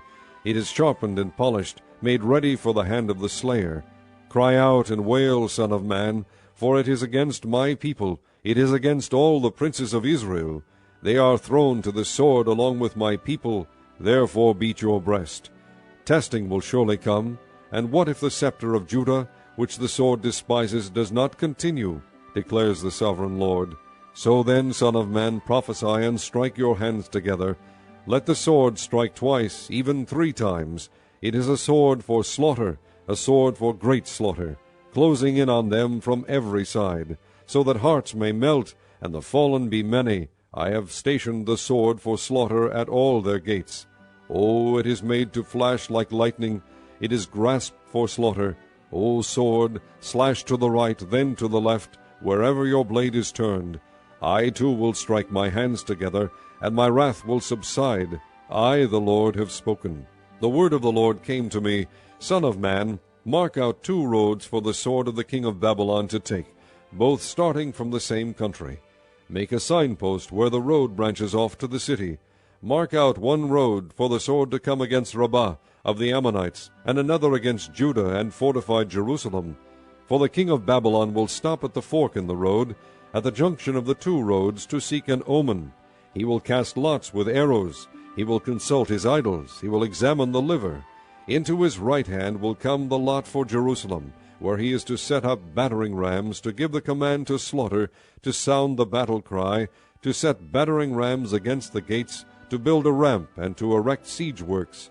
It will seem like a false omen to those who have sworn allegiance to him, but he will remind them of their guilt and take them captive. Therefore this is what the sovereign Lord says, Because you people have brought to mind your guilt by your open rebellion, revealing your sins in all that you do, because you have done this, you will be taken captive. O profane and wicked prince of Israel, whose day has come, whose time of punishment has reached its climax, this is what the sovereign Lord says. Take off the turban, remove the crown. It will not be as it was. The lowly will be exalted, and the exalted will be brought low. A ruin, a ruin. I will make it a ruin. It will not be restored until he comes to whom it rightfully belongs. To him I will give it. And you, Son of man, prophesy and say, This is what the sovereign Lord says about the Ammonites and their insults. A sword drawn for the slaughter, polished to consume and to flash like lightning. Despite false visions concerning you and lying divinations about you, it will be laid on the necks of the wicked who are to be slain, whose day has come, whose time of punishment has reached its climax.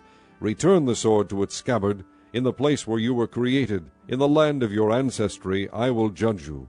I will pour out my wrath upon you and breathe out my fiery anger against you. I will hand you over to brutal men, men skilled in destruction. You will be fuel for the fire. Your blood will be shed in your land. You will be remembered no more, for I the Lord have spoken. Chapter 22. The word of the Lord came to me, Son of man, will you judge her? Will you judge this city of bloodshed? Then confront her with all her detestable practices, and say, This is what the sovereign Lord says. O city that brings on herself doom by shedding blood in her midst, and defiles herself by making idols, you have become guilty because of the blood you have shed, and have become defiled by the idols you have made. You have brought your days to a close, and the end of your years has come. Therefore I will make you an object of scorn to the nations, and a laughingstock to all the countries. Those who are near and those who are far away will mock you, O infamous city full of turmoil. See how each of the princes of Israel who are in you uses his power to shed blood. In you they have treated father and mother with contempt. In you they have oppressed the alien and mistreated the fatherless and the widow. You have despised my holy things and desecrated my Sabbaths. In you are slanderous men bent on shedding blood. In you are those who eat at the mountain shrines and commit lewd acts. In you are those who dishonor their father's bed. In you are those who violate women during their period, when they are ceremonially unclean. In you one man commits a detestable offense with his neighbor's wife, another shamefully defiles his daughter-in-law, and another violates his sister, his own father's daughter. In you men accept bribes to shed blood. You take usury and excessive interest, and make unjust gain from your neighbors by extortion. And you have forgotten me, declares the sovereign Lord. I will surely strike my hands together at the unjust gain you have made, and at the blood you have shed in your midst. Will your courage endure, and your hands be strong in the day that I deal with you? I, the Lord, have spoken, and I will do it. I will disperse you among the nations, and scatter you through the countries, and I will put an end to your uncleanness. When you have been defiled in the eyes of the nations, you will know that I am the Lord. Then the word of the Lord came to me, Son of man, the house of Israel has become dross to me. All of them are the copper, tin, iron, and lead left inside a furnace. They are but the dross of silver. Therefore this is what the sovereign Lord says, Because you have all become dross, I will gather you into Jerusalem. As men gather silver, copper, iron, lead, and tin into a furnace to melt it with a fiery blast, so will I gather you in my anger and my wrath, and put you inside the city and melt you. I will gather you, and I will blow on you with my fiery wrath, and you will be melted inside her. As silver is melted in a furnace, so you will be melted inside her, and you will know that I, the Lord, have poured out my wrath upon you. Again the word of the Lord came to me, Son of man, say to the land, You are a land that has had no rain or showers in the day of wrath. There is a conspiracy of her princes within her, like a roaring lion tearing its prey. They devour people, take treasures and precious things, and make many widows within her. Her priests do violence to my law, and profane my holy things. They do not distinguish between the holy and the common. They teach that there is no difference between the unclean and the clean. And they shut their eyes to the keeping of my Sabbaths, so that I am profaned among them. Her officials within her are like wolves tearing their prey. They shed blood and kill people to make unjust gain. Her prophets whitewash these deeds for them by false visions and lying divinations. They say, This is what the sovereign Lord says, when the Lord has not spoken. The people of the land practice extortion and commit robbery. They oppress the poor and needy, and mistreat the alien, denying them justice. I looked for a man among them who would build up the wall and stand before me in the gap on behalf of the land, so I would not have to destroy it, but I found none. So I will pour out my wrath on them and consume them with my fiery anger, bringing down on their own heads all they have done, declares the sovereign Lord. Chapter 23. The word of the Lord came to me, Son of man, there were 2 women, daughters of the same mother. They became prostitutes in Egypt, engaging in prostitution from their youth. In that land their breasts were fondled, and their virgin bosoms caressed. The older was named Oholah, and her sister was Oholibah. They were mine, and gave birth to sons and daughters. Oholah is Samaria, and Oholibah is Jerusalem. Oholah engaged in prostitution while she was still mine, and she lusted after her lovers the Assyrians, warriors clothed in blue, governors and commanders, all of them handsome young men and mounted horsemen. She gave herself as a prostitute to all the elite of the Assyrians, and defiled herself with all the idols of everyone she lusted after. She did not give up the prostitution she began in Egypt, when during her youth men slept with her, caressed her virgin bosom, and poured out their lust upon her. Therefore I handed her over to her lovers, the Assyrians, for whom she lusted. They stripped her naked, took away her sons and daughters, and killed her with the sword. She became a byword among women, and punishment was inflicted on her. Her sister Oholibah saw this, yet in her lust and prostitution she was more depraved than her sister. She too lusted after the Assyrians, governors and commanders, warriors in full dress, mounted horsemen, all handsome young men. I saw that she too defiled herself. Both of them went the same way. But she carried her prostitution still further. She saw men portrayed on a wall, figures of Chaldeans portrayed in red, with belts around their waists and flowing turbans on their heads. All of them looked like Babylonian chariot officers, natives of Chaldea. As soon as she saw them, she lusted after them, and sent messengers to them in Chaldea. Then the Babylonians came to her, to the bed of love, and in their lust they defiled her. After she had been defiled by them, she turned away from them in disgust. When she carried on her prostitution openly and exposed her nakedness, I turned away from her in disgust, just as I had turned away from her sister. Yet she became more and more promiscuous as she recalled the days of her youth, when she was a prostitute in Egypt. There she lusted after her lovers, whose genitals were like those of donkeys, and whose emission was like that of horses. So you longed for the lewdness of your youth, when in Egypt your bosom was caressed, and your young breasts fondled.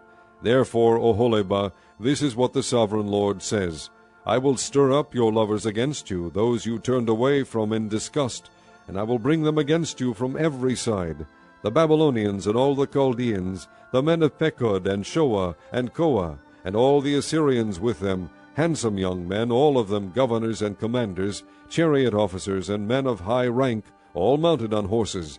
They will come against you with weapons, chariots and wagons, and with a throng of people. They will take up positions against you on every side with large and small shields, and with helmets. I will turn you over to them for punishment, and they will punish you according to their standards. I will direct my jealous anger against you, and they will deal with you in fury. They will cut off your noses and your ears, and those of you who are left will fall by the sword. They will take away your sons and daughters, and those of you who are left will be consumed by fire. They will also strip you of your clothes, and take your fine jewelry. So I will put a stop to the lewdness and prostitution you began in Egypt. You will not look on these things with longing, or remember Egypt any more. For this is what the Sovereign Lord says, I am about to hand you over to those you hate, to those you turned away from in disgust. They will deal with you in hatred, and take away everything you have worked for. They will leave you naked and bare, and the shame of your prostitution will be exposed. Your lewdness and promiscuity have brought this upon you, because you lusted after the nations, and defiled yourself with their idols. You have gone the way of your sister, so I will put her cup into your hand. This is what the Sovereign Lord says, You will drink your sister's cup, a cup large and deep. It will bring scorn and derision, for it holds so much. You will be filled with drunkenness and sorrow, the cup of ruin and desolation, the cup of your sister Samaria. You will drink it and drain it dry. You will dash it to pieces and tear your breasts. I have spoken, declares the Sovereign Lord. Therefore this is what the Sovereign Lord says, Since you have forgotten me and thrust me behind your back, you must bear the consequences of your lewdness and prostitution. The Lord said to me, Son of man, will you judge Oholah and Oholibah? Then confront them with their detestable practices, for they have committed adultery, and blood is on their hands. They committed adultery with their idols. They even sacrificed their children, whom they bore to me as food for them. They have also done this to me. At that same time they defiled my sanctuary and desecrated my Sabbaths. On the very day they sacrificed their children to their idols, they entered my sanctuary and desecrated it. That is what they did in my house. They even sent messengers for men who came from far away, and when they arrived you bathed yourself for them, painted your eyes, and put on your jewelry. You sat on an elegant couch, with a table spread before it on which you had placed the incense and oil that belonged to me.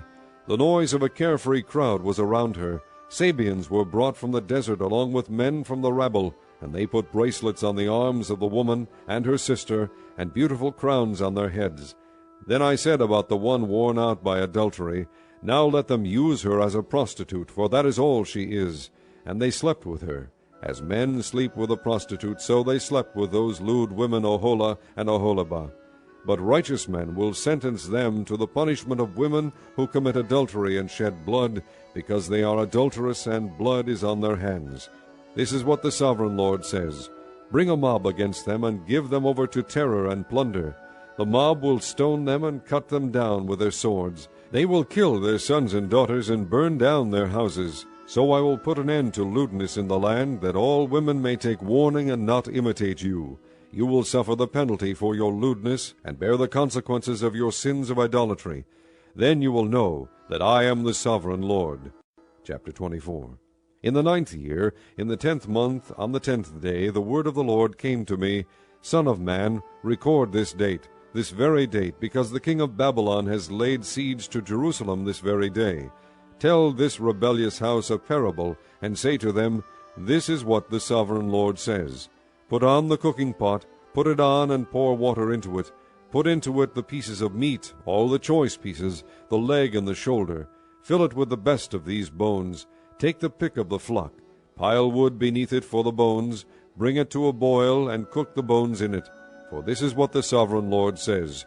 Woe to the city of bloodshed, to the pot now encrusted, whose deposit will not go away. Empty it piece by piece, without casting lots for them. For the blood she shed is in her midst. She poured it on the bare rock, she did not pour it on the ground, where the dust would cover it. To stir up wrath and take revenge, I put her blood on the bare rock, so that it would not be covered. Therefore this is what the Sovereign Lord says. Woe to the city of bloodshed! I too will pile the wood high. So heap on the wood, and kindle the fire. Cook the meat well, mixing in the spices, and let the bones be charred. Then set the empty pot on the coals, till it becomes hot, and its copper glows, so its impurities may be melted, and its deposit burned away. It has frustrated all efforts. Its heavy deposit has not been removed, not even by fire. Now your impurity is lewdness, because I tried to cleanse you, but you would not be cleansed from your impurity. You will not be clean again until my wrath against you has subsided. I, the Lord, have spoken. The time has come for me to act. I will not hold back. I will not have pity, nor will I relent. You will be judged according to your conduct and your actions, declares the Sovereign Lord. The word of the Lord came to me, Son of man, with one blow I am about to take away from you the delight of your eyes.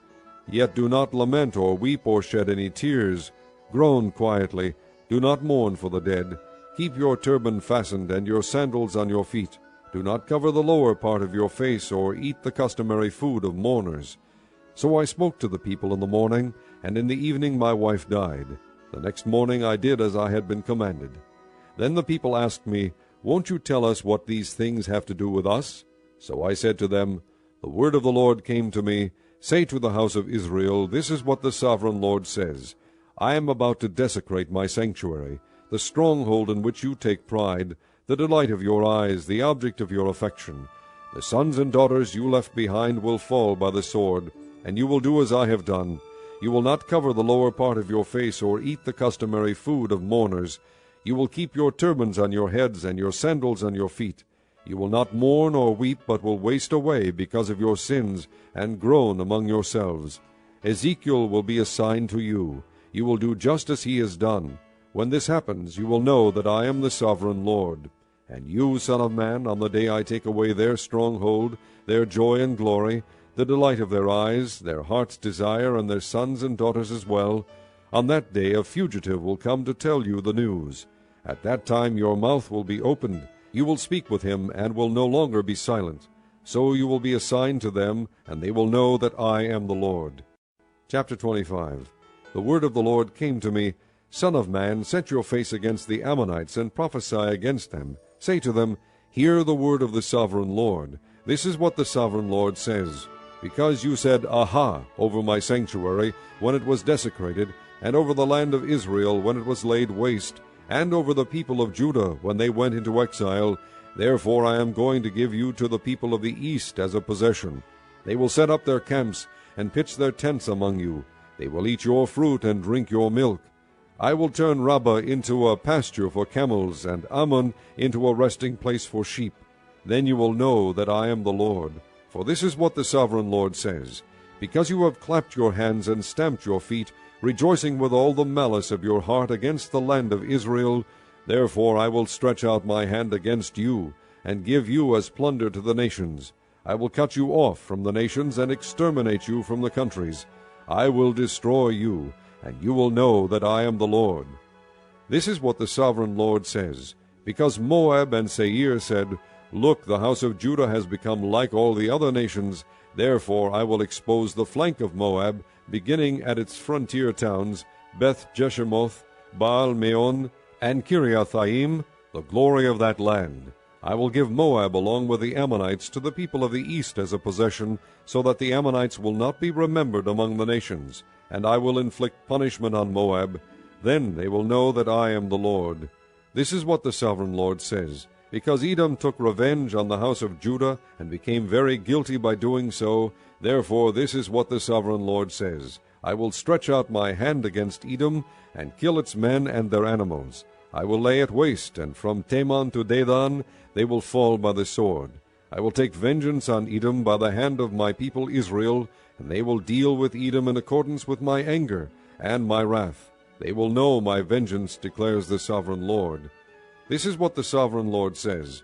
Because the Philistines acted in vengeance and took revenge with malice in their hearts, and with ancient hostility sought to destroy Judah, therefore this is what the sovereign Lord says.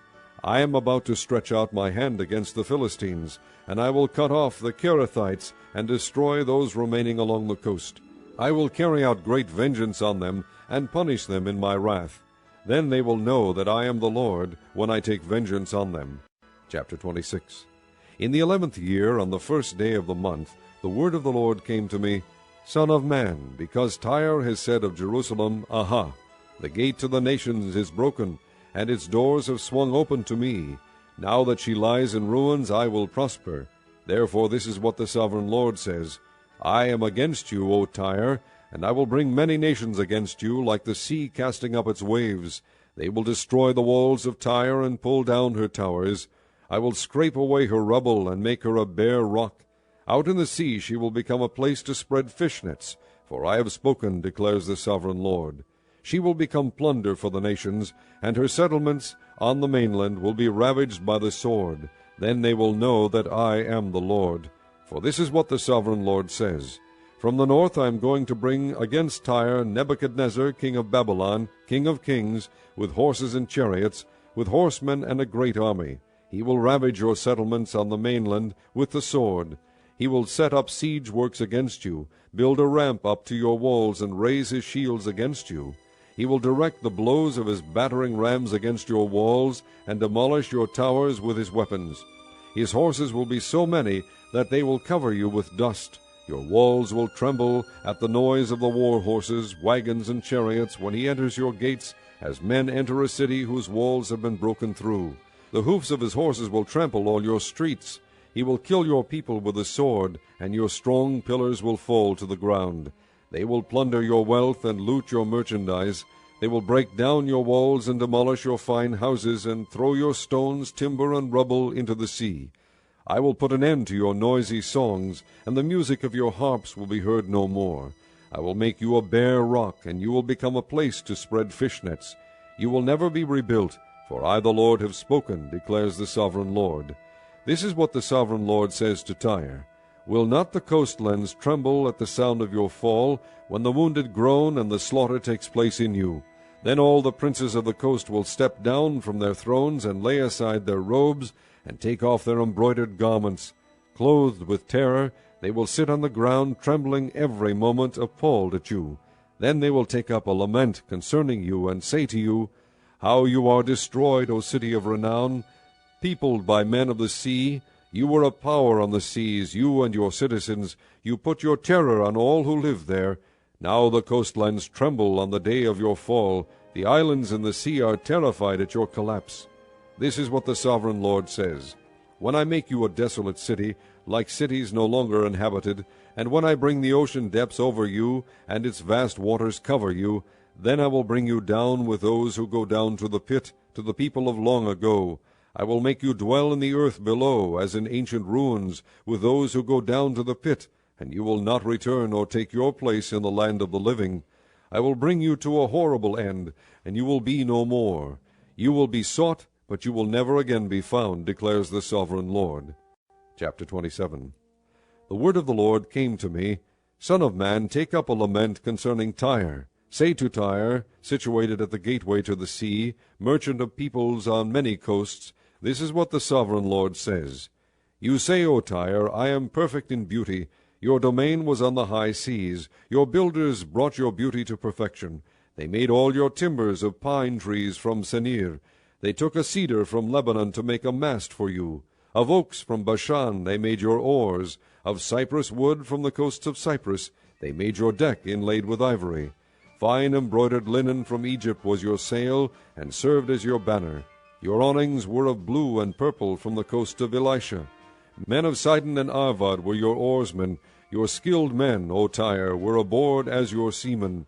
Veteran craftsmen of Gebal were on board, as shipwrights to caulk your seams.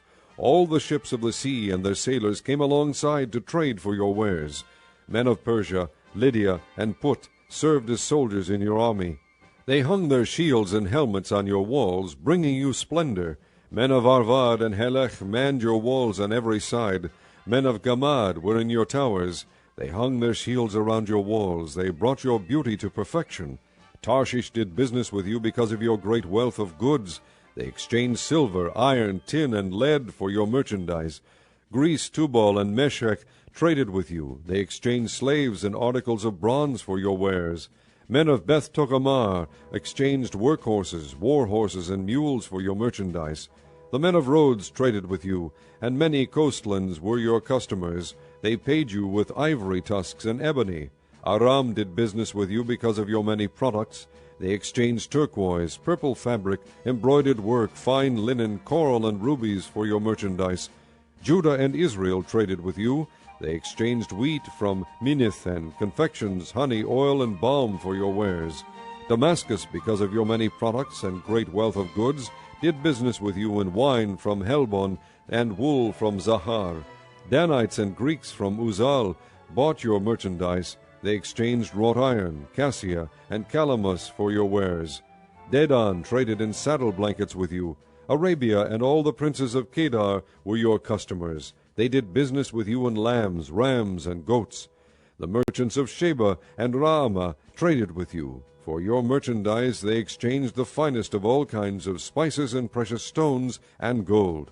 Haran, Canah, and Eden, and merchants of Sheba, Ashur, and Kilmad traded with you. In your marketplace they traded with you beautiful garments, blue fabric, embroidered work, and multicolored rugs with cords twisted and tightly knotted. The ships of Tarshish serve as carriers for your wares. You are filled with heavy cargo in the heart of the sea. Your oarsmen take you out to the high seas, but the east wind will break you to pieces in the heart of the sea. Your wealth, merchandise, and wares, your mariners, seamen, and shipwrights, your merchants and all your soldiers, and everyone else on board will sink into the heart of the sea on the day of your shipwreck. The shorelands will quake when your seamen cry out. All who handle the oars will abandon their ships. The mariners and all the seamen will stand on the shore. They will raise their voice and cry bitterly over you. They will sprinkle dust on their heads and roll in ashes. They will shave their heads because of you, and will put on sackcloth. They will weep over you with anguish of soul and with bitter mourning. As they wail and mourn over you, they will take up a lament concerning you. Who was ever silenced like Tyre, surrounded by the sea? When your merchandise went out on the seas, you satisfied many nations. With your great wealth and your wares you enriched the kings of the earth. Now you are shattered by the sea in the depths of the waters. Your wares and all your company have gone down with you. All who live in the coastlands are appalled at you. Their kings shudder with horror, and their faces are distorted with fear. The merchants among the nations hiss at you. You have come to a horrible end, and will be no more. Chapter 28. The word of the Lord came to me, Son of man, say to the ruler of Tyre, This is what the sovereign Lord says. In the pride of your heart you say, I am a god. I sit on the throne of a god in the heart of the seas. But you are a man, and not a god, though you think you are as wise as a god. Are you wiser than Daniel? Is no secret hidden from you? By your wisdom and understanding you have gained wealth for yourself, and amassed gold and silver in your treasuries. By your great skill in trading you have increased your wealth, and because of your wealth your heart has grown proud. Therefore this is what the sovereign Lord says, Because you think you are wise as a god, I am going to bring foreigners against you, the most ruthless of nations. They will draw their swords against your beauty and wisdom, and pierce your shining splendor. They will bring you down to the pit, and you will die a violent death in the heart of the seas. Will you then say, I am a god, in the presence of those who kill you? You will be but a man, not a god, in the hands of those who slay you. You will die the death of the uncircumcised at the hands of foreigners. I have spoken, declares the sovereign Lord. The word of the Lord came to me, Son of man, take up a lament concerning the king of Tyre, and say to him, This is what the sovereign Lord says. You were the model of perfection, full of wisdom and perfect in beauty. You were in Eden, the garden of God. Every precious stone adorned you, ruby, topaz, and emerald, chrysolite, onyx, and jasper, sapphire, turquoise, and beryl. Your settings and mountings were made of gold. On the day you were created they were prepared. You were anointed as a guardian cherub, for so I ordained you. You were on the holy mount of God. You walked among the fiery stones. You were blameless in your ways from the day you were created till wickedness was found in you. Through your widespread trade you were filled with violence, and you sinned. So I drove you in disgrace from the mount of God, and I expelled you, O guardian cherub, from among the fiery stones. Your heart became proud on account of your beauty, and you corrupted your wisdom because of your splendor. So I threw you to the earth. I made a spectacle of you before kings. By your many sins and dishonest trade you have desecrated your sanctuaries. So I made a fire come out from you, and it consumed you, and I reduced you to ashes on the ground in the sight of all who were watching. All the nations who knew you are appalled at you. You have come to a horrible end, and will be no more. The word of the Lord came to me, Son of man, set your face against Sidon. Prophesy against her, and say, This is what the sovereign Lord says. I am against you, O Sidon, and I will gain glory within you. They will know that I am the Lord, when I inflict punishment on her, and show myself holy within her. I will send a plague upon her, and make blood flow in her streets. The slain will fall within her, with the sword against her on every side. Then they will know that I am the Lord. No longer will the people of Israel have malicious neighbors who are painful briars and sharp thorns. Then they will know that I am the sovereign Lord. This is what the sovereign Lord says, When I gather the people of Israel from the nations where they have been scattered, I will show myself holy among them in the sight of the nations. Then they will live in their own land, which I gave to my servant Jacob. They will live there in safety, and will build houses and plant vineyards. They will live in safety when I inflict punishment on all their neighbors who maligned them. Then they will know that I am the Lord their God.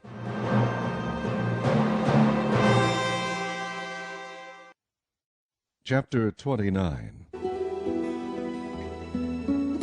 In the 10th year, in the 10th month of the 12th day, the word of the Lord came to me, Son of man, set your face against Pharaoh king of Egypt, and prophesy against him, and against all Egypt. Speak to him and say, This is what the sovereign Lord says. I am against you, Pharaoh king of Egypt, you great monster lying among your streams. You say, The Nile is mine, I made it for myself. But I will put hooks in your jaws, and make the fish of your streams stick to your scales. I will pull you out from among your streams, with all the fish sticking to your scales. I will leave you in the desert, you and all the fish of your streams. You will fall on the open field, and not be gathered or picked up. I will give you as food to the beasts of the earth and the birds of the air. Then all who live in Egypt will know that I am the Lord. You have been a staff of reed for the house of Israel. When they grasped you with their hands, you splintered and you tore open their shoulders. When they leaned on you, you broke, and their backs were wrenched. Therefore this is what the sovereign Lord says. I will bring a sword against you, and kill your men and their animals. Egypt will become a desolate wasteland. Then they will know that I am the Lord. Because you said, The Nile is mine, I made it. Therefore I am against you and against your streams. And I will make the land of Egypt a ruin and a desolate waste, from Migdol to Aswan, as far as the border of Cush. No foot of man or animal will pass through it. No one will live there, for 40 years. I will make the land of Egypt desolate among devastated lands, and her cities will lie desolate 40 years among ruined cities, and I will disperse the Egyptians among the nations, and scatter them through the countries. Yet this is what the sovereign Lord says. At the end of 40 years I will gather the Egyptians from the nations where they were scattered. I will bring them back from captivity and return them to Upper Egypt, the land of their ancestry. There they will be a lowly kingdom. It will be the lowliest of kingdoms, and will never again exalt itself above the other nations. I will make it so weak that it will never again rule over the nations. Egypt will no longer be a source of confidence for the people of Israel, but will be a reminder of their sin in turning to her for help. Then they will know that I am the sovereign Lord. In the 27th year, in the 1st month, on the 1st day, the word of the Lord came to me, Son of man, Nebuchadnezzar king of Babylon drove his army in a hard campaign against Tyre. Every head was rubbed bare, and every shoulder made raw. Yet he and his army got no reward from the campaign he led against Tyre. Therefore this is what the sovereign Lord says, I am going to give Egypt to Nebuchadnezzar king of Babylon, and he will carry off its wealth. He will loot and plunder the land as pay for his army. I have given him Egypt as a reward for his efforts, because he and his army did it for me, declares the sovereign Lord. On that day I will make a horn grow from the house of Israel, and I will open your mouth among them. Then they will know that I am the Lord. Chapter 30. The word of the Lord came to me, Son of man, prophesy, and say, This is what the sovereign Lord says. Wail and say, Alas for that day! For the day is near, the day of the Lord is near, a day of clouds, a time of doom for the nations. A sword will come against Egypt, and anguish will come upon Cush. When the slain fall in Egypt, her wealth will be carried away, and her foundations torn down. Cush and Put, Lydia, and all Arabia, Libya, and the people of the covenant land will fall by the sword along with Egypt. This is what the Lord says. The allies of Egypt will fall, and her proud strength will fail. From Migdol to Aswan they will fall by the sword within her, declares the sovereign Lord. They will be desolate among desolate lands, and their cities will lie among ruined cities. Then they will know that I am the Lord, when I set fire to Egypt, and all her helpers are crushed. On that day messengers will go out from me, and ships to frighten Cush out of her complacency. Anguish will take hold of them on the day of Egypt's doom, for it is sure to come. This is what the sovereign Lord says. I will put an end to the hordes of Egypt by the hand of Nebuchadnezzar king of Babylon. He and his army, the most ruthless of nations, will be brought in to destroy the land. They will draw their swords against Egypt and fill the land with the slain. I will dry up the streams of the Nile and sell the land to evil men. By the hand of foreigners I will lay waste the land and everything in it. I, the Lord, have spoken. This is what the sovereign Lord says. I will destroy the idols and put an end to the images in Memphis. No longer will there be a prince in Egypt, and I will spread fear throughout the land. I will lay waste Upper Egypt, set fire to Zoan, and inflict punishment on Thebes. I will pour out my wrath on Pelusium, the stronghold of Egypt, and cut off the hordes of Thebes. I will set fire to Egypt. Pelusium will writhe in agony. Thebes will be taken by storm. Memphis will be in constant distress. The young men of Heliopolis and Bubastis will fall by the sword, and the cities themselves will go into captivity. Dark will be the day at Tahpanhes, when I break the yoke of Egypt. There her proud strength will come to an end.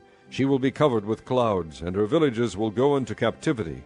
So I will inflict punishment on Egypt, and they will know that I am the Lord.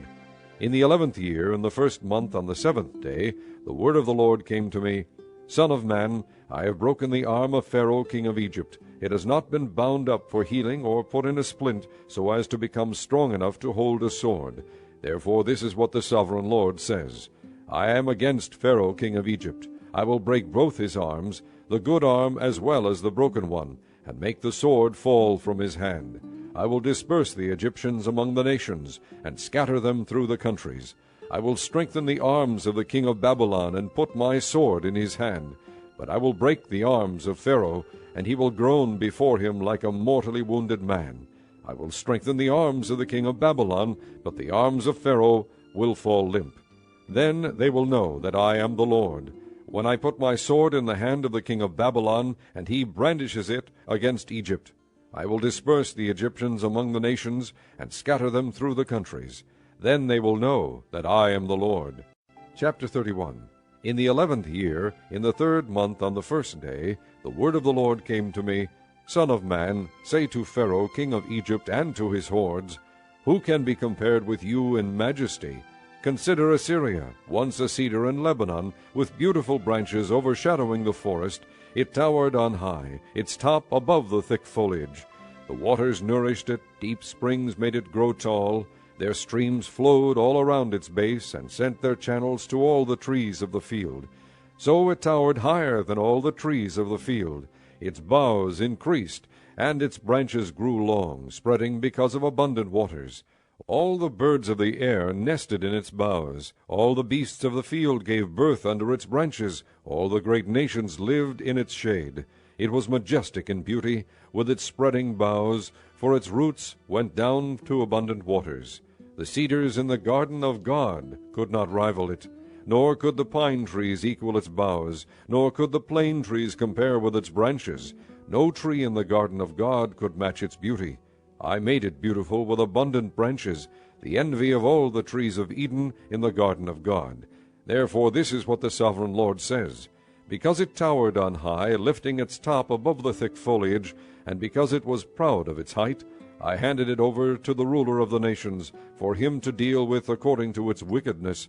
I cast it aside, and the most ruthless of foreign nations cut it down and left it. Its boughs fell on the mountains, and in all the valleys. Its branches lay broken in all the ravines of the land. All the nations of the earth came out from under its shade and left it. All the birds of the air settled on the fallen tree, and all the beasts of the field were among its branches. Therefore no other trees by the waters are ever to tower proudly on high, lifting their tops above the thick foliage. No other trees so well watered are ever to reach such a height. They are all destined for death, for the earth below, among mortal men, with those who go down to the pit. This is what the sovereign Lord says.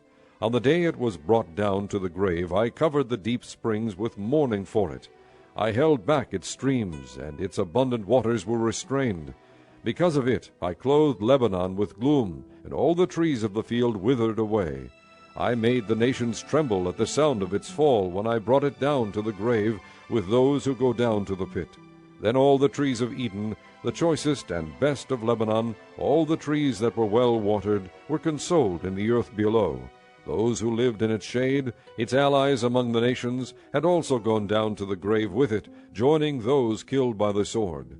Which of the trees of Eden can be compared with you in splendor and majesty? Yet you too will be brought down with the trees of Eden to the earth below. You will lie among the uncircumcised with those killed by the sword. This is Pharaoh and all his hordes, declares the sovereign Lord. Chapter 32. In the 12th year, in the 12th month, on the 1st day, the word of the Lord came to me, Son of man, take up a lament concerning Pharaoh king of Egypt, and say to him, You are like a lion among the nations. You are like a monster in the seas, thrashing about in your streams, churning the water with your feet, and muddying the streams. This is what the sovereign Lord says. With a great throng of people I will cast my net over you, and they will haul you up in my net. I will throw you on the land, and hurl you on the open field. I will let all the birds of the air settle on you, and all the beasts of the earth gorge themselves on you. I will spread your flesh on the mountains, and fill the valleys with your remains. I will drench the land with your flowing blood all the way to the mountains, and the ravines will be filled with your flesh. When I snuff you out, I will cover the heavens and darken their stars. I will cover the sun with a cloud, and the moon will not give its light. All the shining lights in the heavens I will darken over you. I will bring darkness over your land, declares the sovereign Lord. I will trouble the hearts of many peoples when I bring about your destruction among the nations, among lands you have not known. I will cause many peoples to be appalled at you, and their kings will shudder with horror because of you when I brandish my sword before them. On the day of your downfall each of them will tremble every moment for his life. For this is what the sovereign Lord says. The sword of the king of Babylon will come against you. I will cause your hordes to fall by the swords of mighty men, the most ruthless of all nations. They will shatter the pride of Egypt, and all her hordes will be overthrown. I will destroy all her cattle from beside abundant waters, no longer to be stirred by the foot of man, or muddied by the hoofs of cattle. Then I will let her waters settle, and make her streams flow like oil, declares the sovereign Lord. When I make Egypt desolate, and strip the land of everything in it, when I strike down all who live there, then they will know that I am the Lord. This is the lament they will chant for her. The daughters of the nations will chant it. For Egypt and all her hordes they will chant it, declares the sovereign Lord.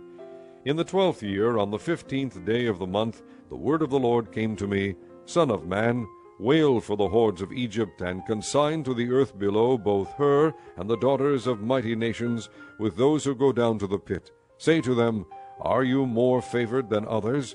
Go down and be laid among the uncircumcised. They will fall among those killed by the sword. The sword is drawn, let her be dragged off with all her hordes. From within the grave the mighty leaders will say of Egypt and her allies, They have come down, and they lie with the uncircumcised, with those killed by the sword. Assyria is there with her whole army. She is surrounded by the graves of all her slain, all who have fallen by the sword. Their graves are in the depths of the pit, and her army lies around her grave. All who had spread terror in the land of the living are slain, fallen by the sword. Elam is there, with all her hordes around her grave. All of them are slain, fallen by the sword. All who had spread terror in the land of the living went down uncircumcised to the earth below. They bear their shame with those who go down to the pit.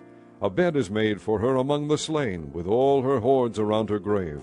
All of them are uncircumcised, killed by the sword. Because their terror had spread in the land of the living, they bear their shame with those who go down to the pit. They are laid among the slain. Meshech and Tubal are there, with all their hordes around their graves. All of them are uncircumcised, killed by the sword because they spread their terror in the land of the living. Do they not lie with the other uncircumcised warriors who have fallen, who went down to the grave with their weapons of war, whose swords were placed under their heads? The punishment for their sins rested on their bones, though the terror of these warriors had stalked through the land of the living. You too, O Pharaoh, will be broken, and will lie among the uncircumcised, with those killed by the sword. Edom is there, her kings and all her princes. Despite their power, they are laid with those killed by the sword. They lie with the uncircumcised, with those who go down to the pit. All the princes of the north and all the Sidonians are there. They went down with the slain in disgrace, despite the terror caused by their power. They lie uncircumcised with those killed by the sword, and bear their shame with those who go down to the pit. Pharaoh, he and all his army, will see them, and he will be consoled for all his hordes that were killed by the sword, declares the sovereign Lord.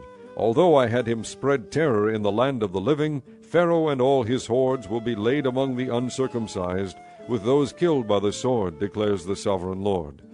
Chapter 33. The word of the Lord came to me, Son of man, speak to your countrymen, and say to them, When I bring the sword against the land, and the people of the land choose one of their men, and make him their watchman, and he sees the sword coming against the land, and blows the trumpet to warn the people, then if anyone hears the trumpet but does not take warning, and the sword comes and takes his life, his blood will be on his own head. Since he heard the sound of the trumpet but did not take warning, his blood will be on his own head. If he had taken warning, he would have saved himself. But if the watchman sees the sword coming and does not blow the trumpet to warn the people, and the sword comes and takes the life of one of them, that man will be taken away because of his sin. But I will hold the watchman accountable for his blood. Son of man, I have made you a watchman for the house of Israel. So hear the word I speak, and give them warning from me. When I say to the wicked, O wicked man, you will surely die, and you do not speak out to dissuade him from his ways, that wicked man will die for his sin, and I will hold you accountable for his blood. But if you do warn the wicked man to turn from his ways, and he does not do so, he will die for his sin, but you will have saved yourself. Son of man, say to the house of Israel, This is what you are saying. Our offenses and sins weigh us down, and we are wasting away because of them. How then can we live? Say to them, As surely as I live, declares the sovereign Lord, I take no pleasure in the death of the wicked, but rather that they turn from their ways and live. Turn from your evil ways. Why will you die, O house of Israel? Therefore, Son of man, say to your countrymen, the righteousness of the righteous man will not save him when he disobeys, and the wickedness of the wicked man will not cause him to fall when he turns from it. The righteous man, if he sins, will not be allowed to live because of his former righteousness. If I tell the righteous man that he will surely live, but then he trusts in his righteousness and does evil, none of the righteous things he has done will be remembered. He will die for the evil he has done. And if I say to the wicked man, you will surely die, but he then turns away from his sin and does what is just and right, if he gives back what he took in pledge for a loan, returns what he has stolen, follows the decrees that give life, and does no evil, he will surely live. He will not die. None of the sins he has committed will be remembered against him. He has done what is just and right. He will surely live. Yet your countrymen say, the way of the Lord is not just, but it is their way that is not just. If a righteous man turns from his righteousness and does evil, he will die for it. And if a wicked man turns away from his wickedness and does what is just and right, he will live by doing so. Yet, O house of Israel, you say, the way of the Lord is not just, but I will judge each of you according to his own ways. In the 12th year of our exile, in the 10th month on the 5th day, a man who had escaped from Jerusalem came to me and said, the city has fallen. Now the evening before the man arrived, the hand of the Lord was upon me, and he opened my mouth before the man came to me in the morning. So my mouth was opened, and I was no longer silent. Then the word of the Lord came to me, Son of man, the people living in those ruins in the land of Israel are saying, Abraham was only one man, yet he possessed the land. But we are many. Surely the land has been given to us as our possession. Therefore say to them, this is what the sovereign Lord says. Since you eat meat with the blood still in it, and look to your idols and shed blood, should you then possess the land? You rely on your sword. You do detestable things, and each of you defiles his neighbor's wife. Should you then possess the land? Say this to them, this is what the sovereign Lord says. As surely as I live, those who are left in the ruins will fall by the sword. Those out in the country I will give to the wild animals to be devoured, and those in strongholds and caves will die of a plague. I will make the land a desolate waste, and her proud strength will come to an end. And the mountains of Israel will become desolate so that no one will cross them. Then they will know that I am the Lord, when I have made the land a desolate waste because of all the detestable things they have done. As for you, Son of man, your countrymen are talking together about you by the walls and at the doors of the houses, saying to each other, Come and hear the message that has come from the Lord. My people come to you, as they usually do, and sit before you to listen to your words, but they do not put them into practice. With their mouths they express devotion, but their hearts are greedy for unjust gain. Indeed, to them you are nothing more than one who sings love songs with a beautiful voice, and plays an instrument well, for they hear your words, but do not put them into practice. When all this comes true, and it surely will, then they will know that a prophet has been among them. Chapter 34. The word of the Lord came to me, Son of man, prophesy against the shepherds of Israel. Prophesy and say to them, This is what the sovereign Lord says, Woe to the shepherds of Israel, who only take care of themselves. Should not shepherds take care of the flock? You eat the curds, clothe yourselves with the wool, and slaughter the choice animals, but you do not take care of the flock. You have not strengthened the weak, or healed the sick, or bound up the injured. You have not brought back the strays, or searched for the lost. You have ruled them harshly and brutally. So they were scattered because there was no shepherd, and when they were scattered they became food for all the wild animals. My sheep wandered over all the mountains, and on every high hill. They were scattered over the whole earth, and no one searched or looked for them.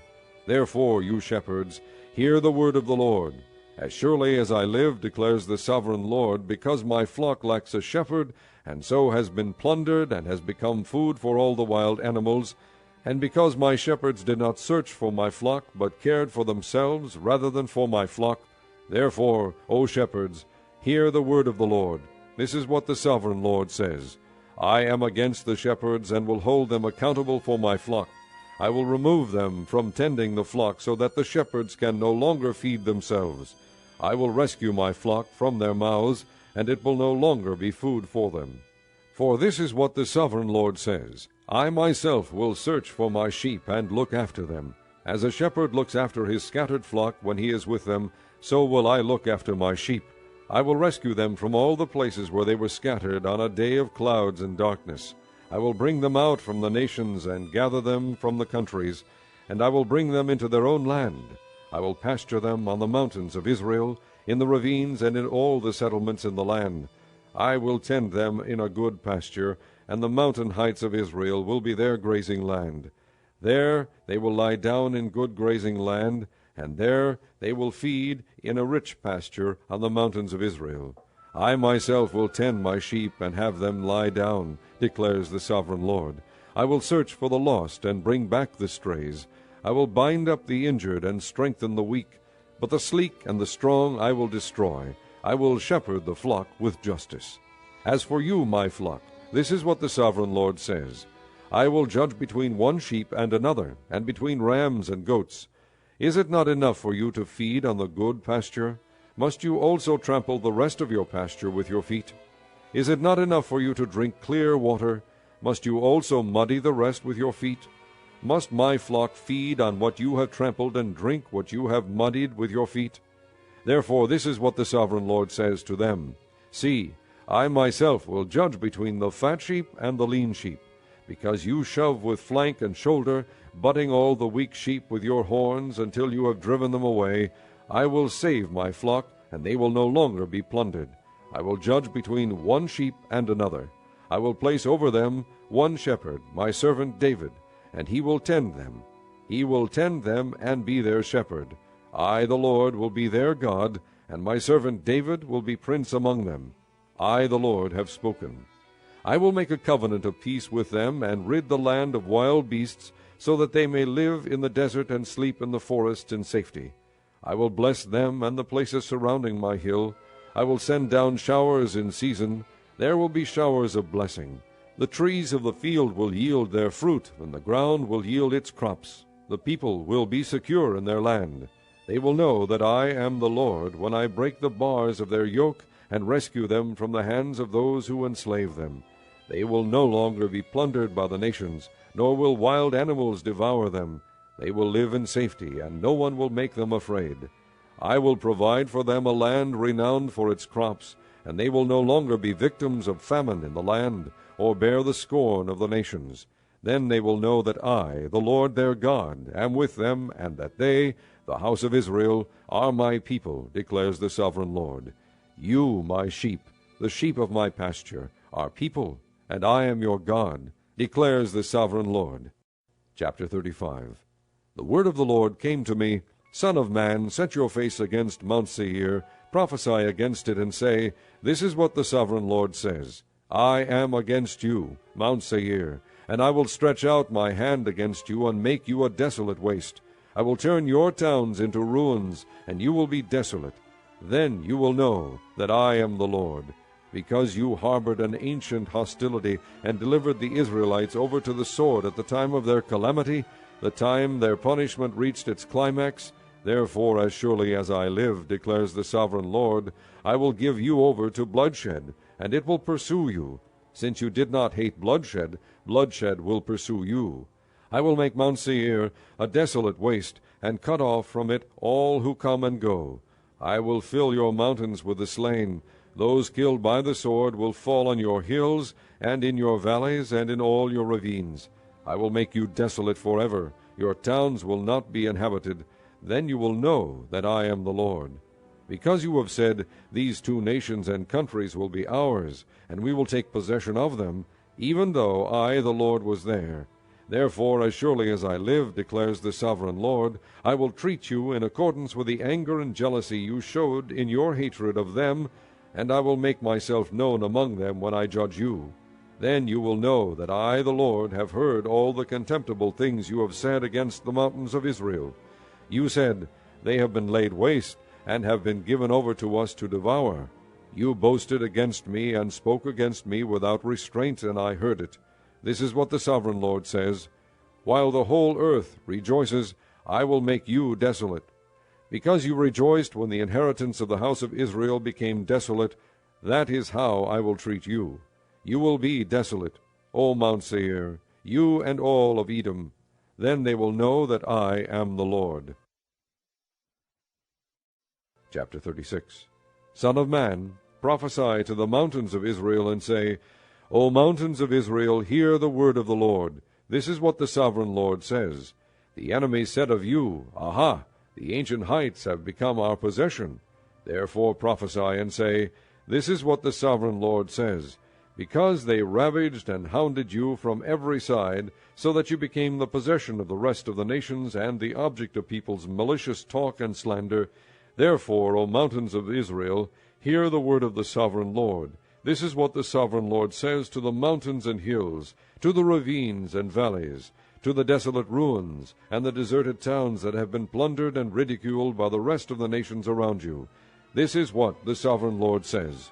In my burning zeal I have spoken against the rest of the nations, and against all Edom. For with glee and with malice in their hearts they made my land their own possession, so that they might plunder its pasture land. Therefore prophesy concerning the land of Israel, and say to the mountains and hills, to the ravines and valleys, This is what the sovereign Lord says. I speak in my jealous wrath, because you have suffered the scorn of the nations. Therefore this is what the sovereign Lord says. I swear with uplifted hand that the nations around you will also suffer scorn. But you, O mountains of Israel, will produce branches and fruit for my people Israel, for they will soon come home. I am concerned for you, and will look on you with favor. You will be plowed and sown, and I will multiply the number of people upon you, even the whole house of Israel. The towns will be inhabited, and the ruins rebuilt. I will increase the number of men and animals upon you, and they will be fruitful and become numerous. I will settle people on you as in the past, and will make you prosper more than before. Then you will know that I am the Lord. I will cause people, my people Israel, to walk upon you. They will possess you, and you will be their inheritance. You will never again deprive them of their children. This is what the sovereign Lord says. Because people say to you, You devour men and deprive your nation of its children, therefore you will no longer devour men or make your nation childless, declares the sovereign Lord. No longer will I make you hear the taunts of the nations, and no longer will you suffer the scorn of the peoples, or cause your nation to fall, declares the sovereign Lord. Again the word of the Lord came to me, Son of man, when the people of Israel were living in their own land, they defiled it by their conduct and their actions. Their conduct was like a woman's monthly uncleanness in my sight. So I poured out my wrath on them, because they had shed blood in the land, and because they had defiled it with their idols. I dispersed them among the nations, and they were scattered through the countries. I judged them according to their conduct and their actions. And wherever they went among the nations, they profaned my holy name, for it was said of them, These are the Lord's people. And yet they had to leave his land. I had concern for my holy name, which the house of Israel profaned among the nations where they had gone. Therefore say to the house of Israel, This is what the sovereign Lord says, It is not for your sake, O house of Israel, that I am going to do these things, but for the sake of my holy name, which you have profaned among the nations where you have gone. I will show the holiness of my great name, which has been profaned among the nations, the name you have profaned among them. Then the nations will know that I am the Lord, declares the sovereign Lord, when I show myself holy through you before their eyes. For I will take you out of the nations, I will gather you from all the countries, and bring you back into your own land. I will sprinkle clean water on you, and you will be clean. I will cleanse you from all your impurities and from all your idols. I will give you a new heart, and put a new spirit in you. I will remove from you your heart of stone, and give you a heart of flesh. And I will put my spirit in you, and move you to follow my decrees, and be careful to keep my laws. You will live in the land I gave your forefathers. You will be my people, and I will be your God. I will save you from all your uncleanness. I will call for the grain, and make it plentiful, and will not bring famine upon you. I will increase the fruit of the trees and the crops of the field, so that you will no longer suffer disgrace among the nations because of famine. Then you will remember your evil ways and wicked deeds, and you will loathe yourselves for your sins and detestable practices. I want you to know that I am not doing this for your sake, declares the sovereign Lord.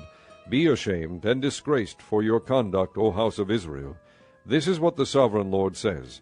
On the day I cleanse you from all your sins, I will resettle your towns, and the ruins will be rebuilt. The desolate land will be cultivated instead of lying desolate in the sight of all who pass through it. They will say, This land that was laid waste has become like the Garden of Eden. The cities that were lying in ruins, desolate and destroyed, are now fortified and inhabited. Then the nations around you that remain will know that I, the Lord, have rebuilt what was destroyed, and have replanted what was desolate. I, the Lord, have spoken, and I will do it. This is what the sovereign Lord says. Once again I will yield to the plea of the house of Israel, and do this for them. I will make their people as numerous as sheep, as numerous as the flocks for offerings at Jerusalem during her appointed feasts. So will the ruined cities be filled with flocks of people. Then they will know that I am the Lord. Chapter 37. The hand of the Lord was upon me, and he brought me out by the Spirit of the Lord, and set me in the middle of a valley. It was full of bones. He led me back and forth among them, and I saw a great many bones on the floor of the valley, bones that were very dry. He asked me, Son of man, can these bones live? I said, O sovereign Lord, you alone know. Then he said to me, Prophesy to these bones, and say to them, Dry bones, hear the word of the Lord. This is what the sovereign Lord says to these bones. I will make breath enter you, and you will come to life. I will attach tendons to you, and make flesh come upon you, and cover you with skin. I will put breath in you, and you will come to life. Then you will know that I am the Lord. So I prophesied as I was commanded, and as I was prophesying there was a noise, a rattling sound, and the bones came together, bone to bone. I looked, and tendons and flesh appeared on them, and skin covered them, but there was no breath in them. Then he said to me, Prophesy to the breath, prophesy, Son of man, and say to it, This is what the sovereign Lord says. Come from the four winds, O breath, and breathe into these slain, that they may live. So I prophesied as he commanded me, and breath entered them. They came to life and stood up on their feet, a vast army. Then he said to me, Son of man, these bones are the whole house of Israel. They say, Our bones are dried up, and our hope is gone, we are cut off. Therefore prophesy and say to them, This is what the sovereign Lord says. O my people, I am going to open your graves and bring you up from them. I will bring you back to the land of Israel. Then you, my people, will know that I am the Lord, when I open your graves and bring you up from them. I will put my spirit in you, and you will live, and I will settle you in your own land. Then you will know that I, the Lord, have spoken, and I have done it, declares the Lord. The word of the Lord came to me, Son of man, take a stick of wood, and write on it, belonging to Judah and the Israelites associated with him. Then take another stick of wood, and write on it, Ephraim's stick, belonging to Joseph and all the house of Israel associated with him. Join them together into one stick, so that they will become one in your hand. When your countrymen ask you, Won't you tell us what you mean by this? Say to them, This is what the sovereign Lord says.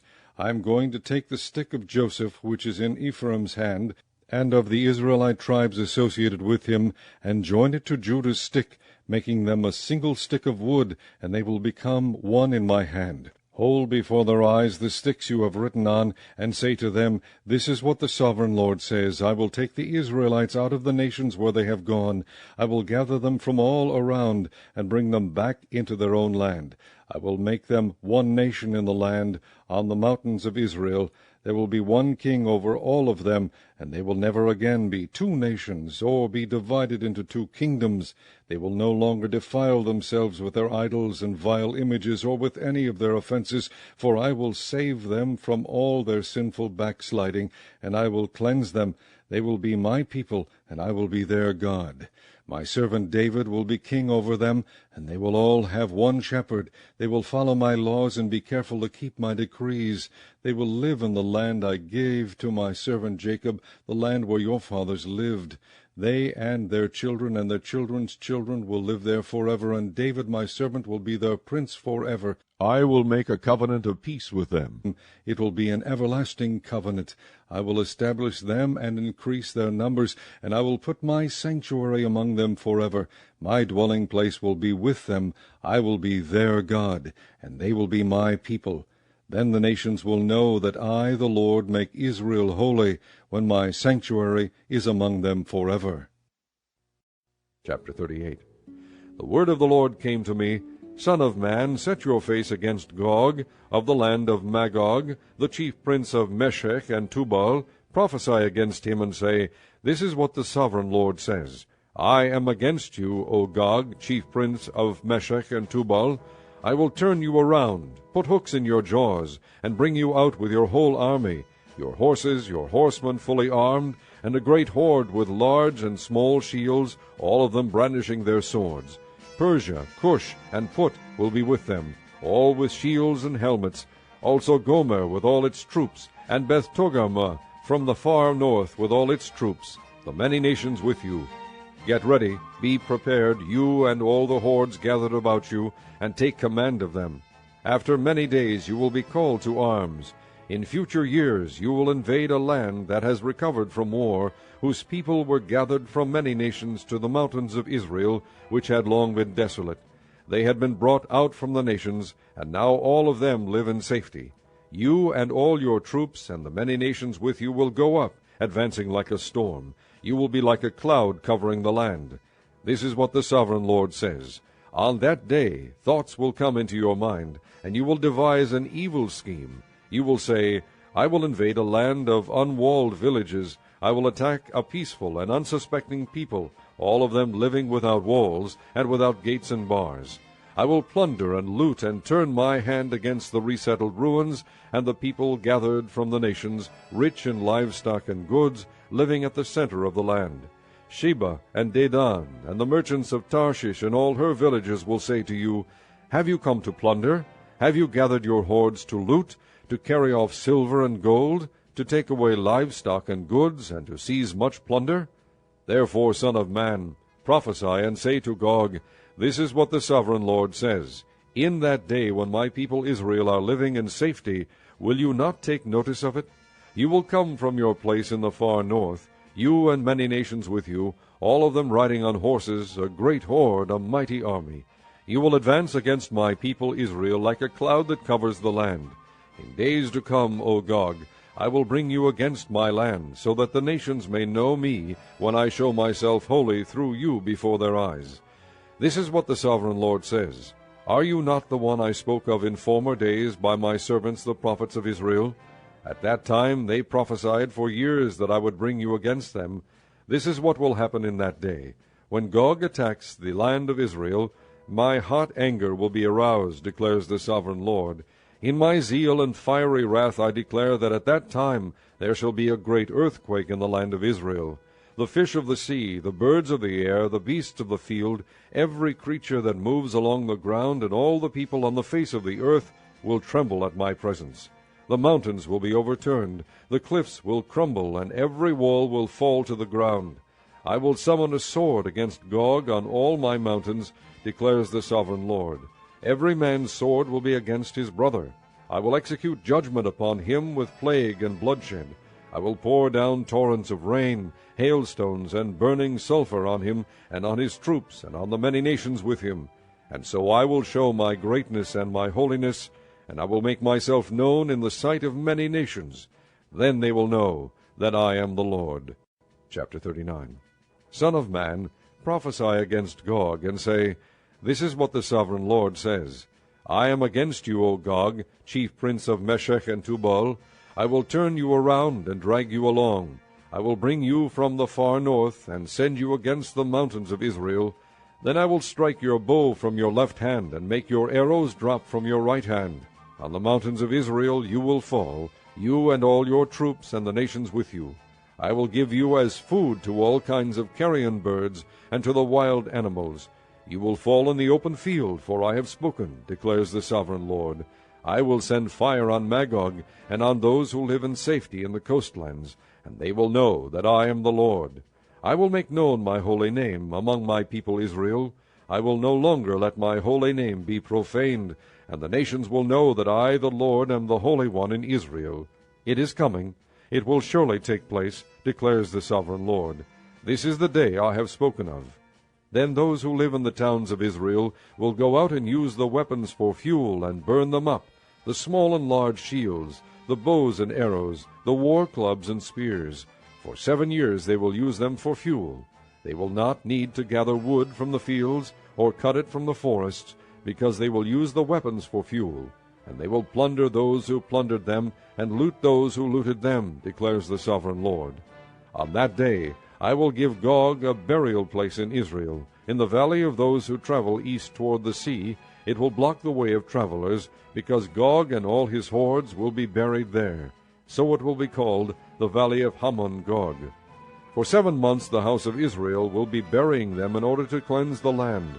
All the people of the land will bury them, and the day I am glorified will be a memorable day for them, declares the sovereign Lord. Men will be regularly employed to cleanse the land. Some will go throughout the land, and in addition to them, others will bury those that remain on the ground. At the end of the 7 months they will begin their search. As they go through the land, and one of them sees a human bone, he will set up a marker beside it until the gravediggers have buried it in the valley of Hamon Gog. Also a town called Hamonah will be there. And so they will cleanse the land. Son of man, this is what the sovereign Lord says. Call out to every kind of bird and all the wild animals. Assemble and come together from all around to the sacrifice I am preparing for you, the great sacrifice on the mountains of Israel. There you will eat flesh and drink blood. You will eat the flesh of mighty men and drink the blood of the princes of the earth, as if they were rams and lambs, goats and bulls, all of them fattened animals from Bashan. At the sacrifice I am preparing for you, you will eat fat till you are glutted, and drink blood till you are drunk. At my table you will eat your fill of horses and riders, mighty men and soldiers of every kind, declares the sovereign Lord. I will display my glory among the nations, and all the nations will see the punishment I inflict, and the hand I lay upon them. From that day forward the house of Israel will know that I am the Lord their God. And the nations will know that the people of Israel went into exile for their sin, because they were unfaithful to me. So I hid my face from them, and handed them over to their enemies, and they all fell by the sword. I dealt with them according to their uncleanness and their offenses, and I hid my face from them. Therefore this is what the sovereign Lord says. I will now bring Jacob back from captivity, and will have compassion on all the people of Israel, and I will be zealous for my holy name. They will forget their shame, and all the unfaithfulness they showed toward me when they lived in safety in their land with no one to make them afraid. When I have brought them back from the nations, and have gathered them from the countries of their enemies, I will show myself holy through them in the sight of many nations. Then they will know that I am the Lord their God.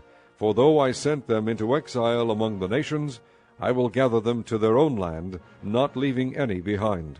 I will no longer hide my face from them, for I will pour out my spirit on the house of Israel, declares the sovereign Lord. Chapter 40. In the 25th year of our exile, at the beginning of the year, on the 10th of the month, in the 14th year after the fall of the city, on that very day the hand of the Lord was upon me, and he took me there. In visions of God he took me to the land of Israel, and set me on a very high mountain, on whose south side were some buildings that looked like a city. He took me there, and I saw a man whose appearance was like bronze. He was standing in the gateway with a linen cord and a measuring rod in his hand. The man said to me, Son of man, look with your eyes and hear with your ears, and pay attention to everything I am going to show you, for that is why you have been brought here. Tell the house of Israel everything you see. I saw a wall completely surrounding the temple area. The length of the measuring rod in the man's hand was 6 long cubits, each of which was a cubit and a handbreadth. He measured the wall. It was 1 measuring rod thick and 1 rod high. Then he went to the gate facing east. He climbed its steps and measured the threshold of the gate. It was 1 rod deep. The alcoves for the guards were 1 rod long and 1 rod wide, and the projecting walls between the alcoves were 5 cubits thick. and the threshold of the gate next to the portico facing the temple was 1 rod deep. Then he measured the portico of the gateway. It was 8 cubits deep, and its jambs were 2 cubits thick. The portico of the gateway faced the temple. Inside the east gate were 3 alcoves on each side. The 3 had the same measurements, and the faces of the projecting walls on each side had the same measurements. Then he measured the width of the entrance to the gateway. It was 10 cubits, and its length was 13 cubits. In front of each alcove was a wall 1 cubit high, and the alcoves were 6 cubits square. Then he measured the gateway from the top of the rear wall of one alcove to the top of the opposite one. The distance was 25 cubits from one parapet opening to the opposite one.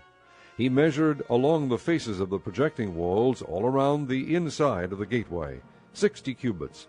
The measurement was up to the portico facing the courtyard.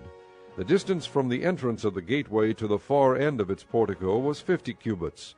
The alcoves and the projecting walls inside the gateway were surmounted by narrow parapet openings all around, as was the portico. The openings all around faced inward. The faces of the projecting walls were decorated with palm trees.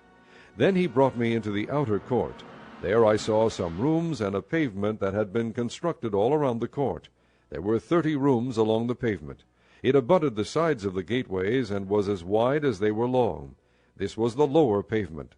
Then he measured the distance from the inside of the lower gateway to the outside of the inner court. It was 100 cubits, on the east side as well as on the north. Then he measured the length and width of the gate facing north, leading into the outer court. Its alcoves, 3 on each side, its projecting walls, and its portico had the same measurements as those of the first gateway. It was 50 cubits long and 25 cubits wide. Its openings, its portico, and its palm tree decorations had the same measurements as those of the gate facing east. 7 steps led up to it, with its portico opposite them. There was a gate to the inner court facing the north gate, just as there was on the east. He measured from one gate to the opposite one. It was 100 cubits. Then he led me to the south side, and I saw a gate facing south. He measured its jambs and its portico, and they had the same measurements as the others. The gateway and its portico had narrow openings all around, like the openings of the others. It was 50 cubits long and 25 cubits wide. 7 steps led up to it, with its portico opposite them. It had palm tree decorations on the faces of the projecting walls on each side. The inner court also had a gate facing south, and he measured from this gate to the outer gate on the south side. It was 100 cubits. Then he brought me into the inner court through the south gate, and he measured the south gate. It had the same measurements as the others. Its alcoves, its projecting walls, and its portico had the same measurements as the others. The gateway and its portico had openings all around. It was 50 cubits long and 25 cubits wide. The porticos of the gateways around the inner court were 25 cubits wide and 5 cubits deep. Its portico faced the outer court. Palm trees decorated its jambs, and 8 steps led up to it. Then he brought me to the inner court on the east side, and he measured the gateway. It had the same measurements as the others. Its alcoves, its projecting walls, and its portico had the same measurements as the others. The gateway and its portico had openings all around. It was 50 cubits long and 25 cubits wide. Its portico faced the outer court. Palm trees decorated the jambs on either side, and 8 steps led up to it. Then he brought me to the north gate and measured it. It had the same measurements as the others, as did its alcoves, its projecting walls, and its portico, and it had openings all around. It was 50 cubits long and 25 cubits wide. Its portico faced the outer court. Palm trees decorated the jambs on either side, and 8 steps led up to it. A room with a doorway was by the portico in each of the inner gateways, where the burnt offerings were washed. In the portico of the gateway were 2 tables on each side, on which the burnt offerings, sin offerings, and guilt offerings were slaughtered. By the outside wall of the portico of the gateway, near the steps at the entrance to the north gateway, were 2 tables, and on the other side of the steps were 2 tables. So there were 4 tables on one side of the gateway, and 4 on the other, 8 tables in all, on which the sacrifices were slaughtered. There were also 4 tables of dressed stone for the burnt offerings, each a cubit and a half long, a cubit and a half wide, and a cubit high. On them were placed the utensils for slaughtering the burnt offerings and the other sacrifices. and double-pronged hooks, each a handbreadth long, were attached to the wall all around. The tables were for the flesh of the offerings. Outside the inner gate, within the inner court, were 2 rooms, one at the side of the north gate and facing south, and another at the side of the south gate and facing north. He said to me, "The room facing south is for the priests who have charge of the temple, and the room facing north is for the priests who have charge of the altar. These are the sons of Zadok, who are the only Levites who may draw near to the Lord to minister before him." Then he measured the court. It was square, 100 cubits long, and 100 cubits wide, and the altar was in front of the temple. He brought me to the portico of the temple, and measured the jambs of the portico. They were 5 cubits wide on either side. The width of the entrance was 14 cubits, and its projecting walls were 3 cubits wide on either side. The portico was 20 cubits wide, and 12 cubits from front to back. It was reached by a flight of stairs, and there were pillars on each side of the jambs. Chapter 41. Then the man brought me to the outer sanctuary, and measured the jambs. The width of the jambs was 6 cubits on each side. The entrance was 10 cubits wide, and the projecting walls on each side of it were 5 cubits wide. He also measured the outer sanctuary. It was 40 cubits long and 20 cubits wide. Then he went into the inner sanctuary, and measured the jambs of the entrance. Each was 2 cubits wide. The entrance was 6 cubits wide, and the projecting walls on each side of it were 7 cubits wide. And he measured the length of the inner sanctuary. It was 20 cubits, and its width was 20 cubits across the end of the outer sanctuary. He said to me, "This is the most holy place." Then he measured the wall of the temple. It was 6 cubits thick, and each side room around the temple was 4 cubits wide. The side rooms were on 3 levels, one above another, 30 on each level. There were ledges all around the wall of the temple to serve as supports for the side rooms, so that the supports were not inserted into the wall of the temple. The side rooms all around the temple were wider at each successive level. The structure surrounding the temple was built in ascending stages, so that the rooms widened as one went upward. A stairway went up from the lowest floor to the top floor through the middle floor. I saw that the temple had a raised base all around it, forming the foundation of the side rooms. It was the length of the rod, 6 long cubits. The outer wall of the side rooms was 5 cubits thick. The open area between the side rooms of the temple and the priest's room was 20 cubits wide all around the temple. There were entrances to the side rooms from the open area, one on the north and another on the south, and the base adjoining the open area was 5 cubits wide all around. The building facing the temple courtyard on the west side was 70 cubits wide. The wall of the building was 5 cubits thick all around, and its length was 90 cubits. Then he measured the temple. It was 100 cubits long, and the temple courtyard and the building with its walls were also 100 cubits long. The width of the temple courtyard on the east, including the front of the temple, was 100 cubits.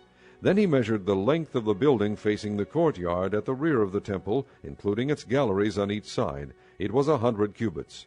The outer sanctuary, the inner sanctuary, and the portico facing the court, as well as the thresholds and the narrow windows and galleries around the 3 of them, everything beyond and including the threshold was covered with wood.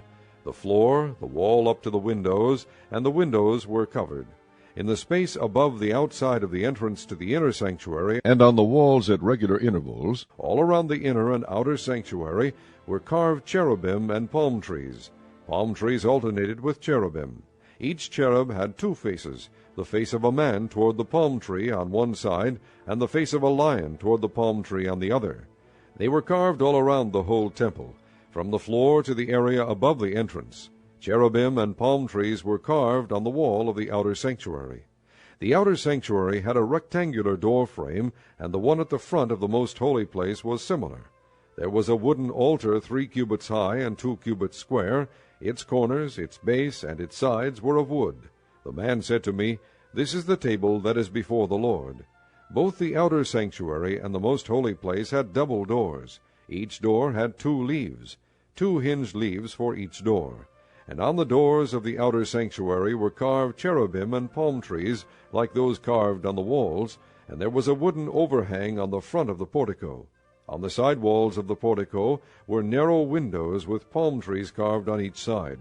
The side rooms of the temple also had overhangs. Chapter 42. Then the man led me northward into the outer court, and brought me to the rooms opposite the temple courtyard, and opposite the outer wall on the north side. The building whose door faced north was 100 cubits long, and 50 cubits wide. Both in the section 20 cubits from the inner court, and in the section opposite the pavement of the outer court, gallery faced gallery at the 3 levels. In front of the rooms was an inner passageway 10 cubits wide and 100 cubits long. Their doors were on the north. Now the upper rooms were narrower, for the galleries took more space from them than from the rooms on the lower and middle floors of the building. The rooms on the 3rd floor had no pillars, as the courts had, so they were smaller in floor space than those on the lower and middle floors. There was an outer wall parallel to the rooms and the outer court. It extended in front of the rooms for 50 cubits. While the row of rooms on the side next to the outer court was 50 cubits long, the row on the side nearest the sanctuary was 100 cubits long. The lower rooms had an entrance on the east side, as one enters them from the outer court. On the south side, along the length of the wall of the outer court adjoining the temple courtyard and opposite the outer wall, were rooms with a passageway in front of them. These were like the rooms on the north. They had the same length and width, with similar exits and dimensions. Similar to the doorways on the north were the doorways of the rooms on the south. There was a doorway at the beginning of the passageway that was parallel to the corresponding wall extending eastward, by which one enters the room. Then he said to me, "The north and south rooms facing the temple courtyard are the priests' rooms, where the priests who approach the Lord will eat the most holy offerings. There they will put the most holy offerings, the grain offerings, the sin offerings, and the guilt offerings, for the place is holy. Once the priests enter the holy precincts, they are not to go into the outer court until they leave behind the garments in which they minister, for these are holy. They are to put on other clothes before they go near the places that are for the people." When he had finished measuring what was inside the temple area, he led me out by the east gate and measured the area all around. He measured the east side with a measuring rod. It was 500 cubits. He measured the north side. It was 500 cubits by the measuring rod. He measured the south side. It was 500 cubits by the measuring rod. Then he turned to the west side and measured. It was 500 cubits by the measuring rod. So he measured the area on all 4 sides. It had a wall around it 500 cubits long and 500 cubits wide, to separate the holy from the common. Chapter 43. Then the man brought me to the gate facing east, and I saw the glory of the God of Israel coming from the east. His voice was like the roar of rushing waters, and the land was radiant with his glory. The vision I saw was like the vision I had seen when he came to destroy the city, and like the visions I had seen by the Kibar River, and I fell face down. The glory of the Lord entered the temple through the gate facing east. Then the Spirit lifted me up and brought me into the inner court, and the glory of the Lord filled the temple. While the man was standing beside me, I heard someone speaking to me from inside the temple. He said, "Son of man, this is the place of my throne, and the place for the soles of my feet. This is where I will live among the Israelites forever. The house of Israel will never again defile my holy name, neither they nor their kings, by their prostitution and the lifeless idols of their kings at their high places. When they placed their threshold next to my threshold, and their doorpost beside my doorposts, with only a wall between me and them, they defiled my holy name by their detestable practices. So I destroyed them in my anger. Now let them put away from me their prostitution and the lifeless idols of their kings, and I will live among them forever. Son of man, describe the temple to the people of Israel, that they may be ashamed of their sins. Let them consider the plan, and if they are ashamed of all they have done, make known to them the design of the temple, its arrangement, its exits and entrances, its whole design, and all its regulations and laws. Write these down before them, so that they may be faithful to its design and follow all its regulations. This is the law of the temple. All the surrounding area on top of the mountain will be most holy. Such is the law of the temple.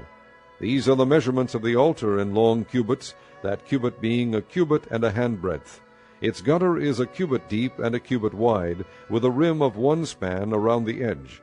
And this is the height of the altar. From the gutter on the ground up to the lower edge, it is 2 cubits high and a cubit wide, and from the smaller ledge up to the larger ledge, it is 4 cubits high and a cubit wide. The altar hearth is 4 cubits high, and 4 horns project upward from the hearth. The altar hearth is square, 12 cubits long and 12 cubits wide. The upper ledge also is square, 14 cubits long and 14 cubits wide, with a rim of half a cubit and a gutter of a cubit all around. The steps of the altar face east. Then he said to me, Son of man, this is what the sovereign Lord says. These will be the regulations for sacrificing burnt offerings and sprinkling blood upon the altar when it is built. You are to give a young bull as a sin offering to the priests, who are Levites, of the family of Zadok, who come near to minister before me, declares the sovereign Lord. You are to take some of its blood and put it on the 4 horns of the altar, and on the 4 corners of the upper ledge, and all around the rim, and so purify the altar and make atonement for it. You are to take the bull for the sin offering, and burn it in the designated part of the temple area outside the sanctuary. On the 2nd day you are to offer a male goat without defect for a sin offering, and the altar is to be purified as it was purified with the bull. When you have finished purifying it, you are to offer a young bull and a ram from the flock, both without defect. You are to offer them before the Lord, and the priests are to sprinkle salt on them, and sacrifice them as a burnt offering to the Lord. For 7 days you are to provide a male goat daily for a sin offering. You are also to provide a young bull and a ram from the flock, both without defect. For 7 days they are to make atonement for the altar and cleanse it. Thus they will dedicate it. At the end of these days, from the 8th day on, the priests are to present your burnt offerings and fellowship offerings on the altar. Then I will accept you, declares the sovereign Lord. Chapter 44. Then the man brought me back to the outer gate of the sanctuary, the one facing east, and it was shut. The Lord said to me, This gate is to remain shut, it must not be opened. No one may enter through it. It is to remain shut because the Lord, the God of Israel, has entered through it.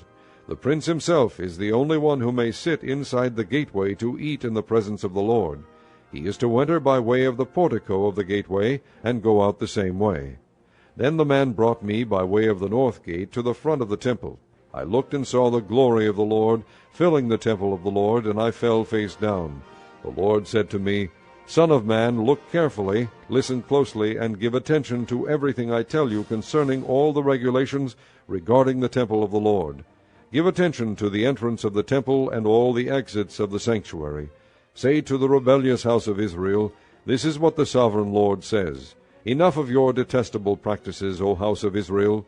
In addition to all your other detestable practices, you brought foreigners uncircumcised in heart and flesh into my sanctuary, desecrating my temple while you offered me food, fat, and blood, and you broke my covenant. Instead of carrying out your duty in regard to my holy things, you put others in charge of my sanctuary. This is what the sovereign Lord says. No foreigner uncircumcised in heart and flesh is to enter my sanctuary, not even the foreigners who live among the Israelites. The Levites who went far from me when Israel went astray, and who wandered from me after their idols, must bear the consequences of their sin. They may serve in my sanctuary, having charge of the gates of the temple, and serving in it. They may slaughter the burnt offerings and sacrifices for the people, and stand before the people and serve them. But because they served them in the presence of their idols, and made the house of Israel fall into sin, therefore I have sworn with uplifted hand that they must bear the consequences of their sin, declares the sovereign Lord. They are not to come near to serve me as priests, or come near any of my holy things, or my most holy offerings. They must bear the shame of their detestable practices. Yet I will put them in charge of the duties of the temple, and all the work that is to be done in it. But the priests, who are Levites and descendants of Zadok, and who faithfully carried out the duties of my sanctuary when the Israelites went astray from me, are to come near to minister before me. They are to stand before me to offer sacrifices of fat and blood, declares the sovereign Lord. They alone are to enter my sanctuary. They alone are to come near my table to minister before me and perform my service. When they enter the gates of the inner court, they are to wear linen clothes. They must not wear any woolen garment while ministering at the gates of the inner court or inside the temple. They are to wear linen turbans on their heads and linen undergarments around their waists. They must not wear anything that makes them perspire. When they go out into the outer court where the people are, they are to take off the clothes they have been ministering in, and are to leave them in the sacred rooms, and put on other clothes, so that they do not consecrate the people by means of their garments. They must not shave their heads or let their hair grow long, but they are to keep the hair of their heads trimmed. No priest is to drink wine when he enters the inner court. They must not marry widows or divorced women. They may marry only virgins of Israelite descent or widows of priests. They are to teach my people the difference between the holy and the common, and show them how to distinguish between the unclean and the clean. In any dispute the priests are to serve as judges, and decide it according to my ordinances. They are to keep my laws and my decrees for all my appointed feasts, and they are to keep my Sabbaths holy. A priest must not defile himself by going near a dead person. However, if the dead person was his father or mother, son or daughter, brother or unmarried sister, then he may defile himself. After he is cleansed, he must wait 7 days. On the day he goes into the inner court of the sanctuary to minister in the sanctuary, he is to offer a sin offering for himself, declares the sovereign Lord. I am to be the only inheritance the priests have. You are to give them no possession in Israel. I will be their possession.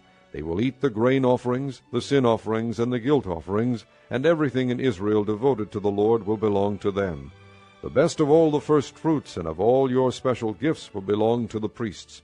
You are to give them the first portion of your ground meal, so that a blessing may rest on your household.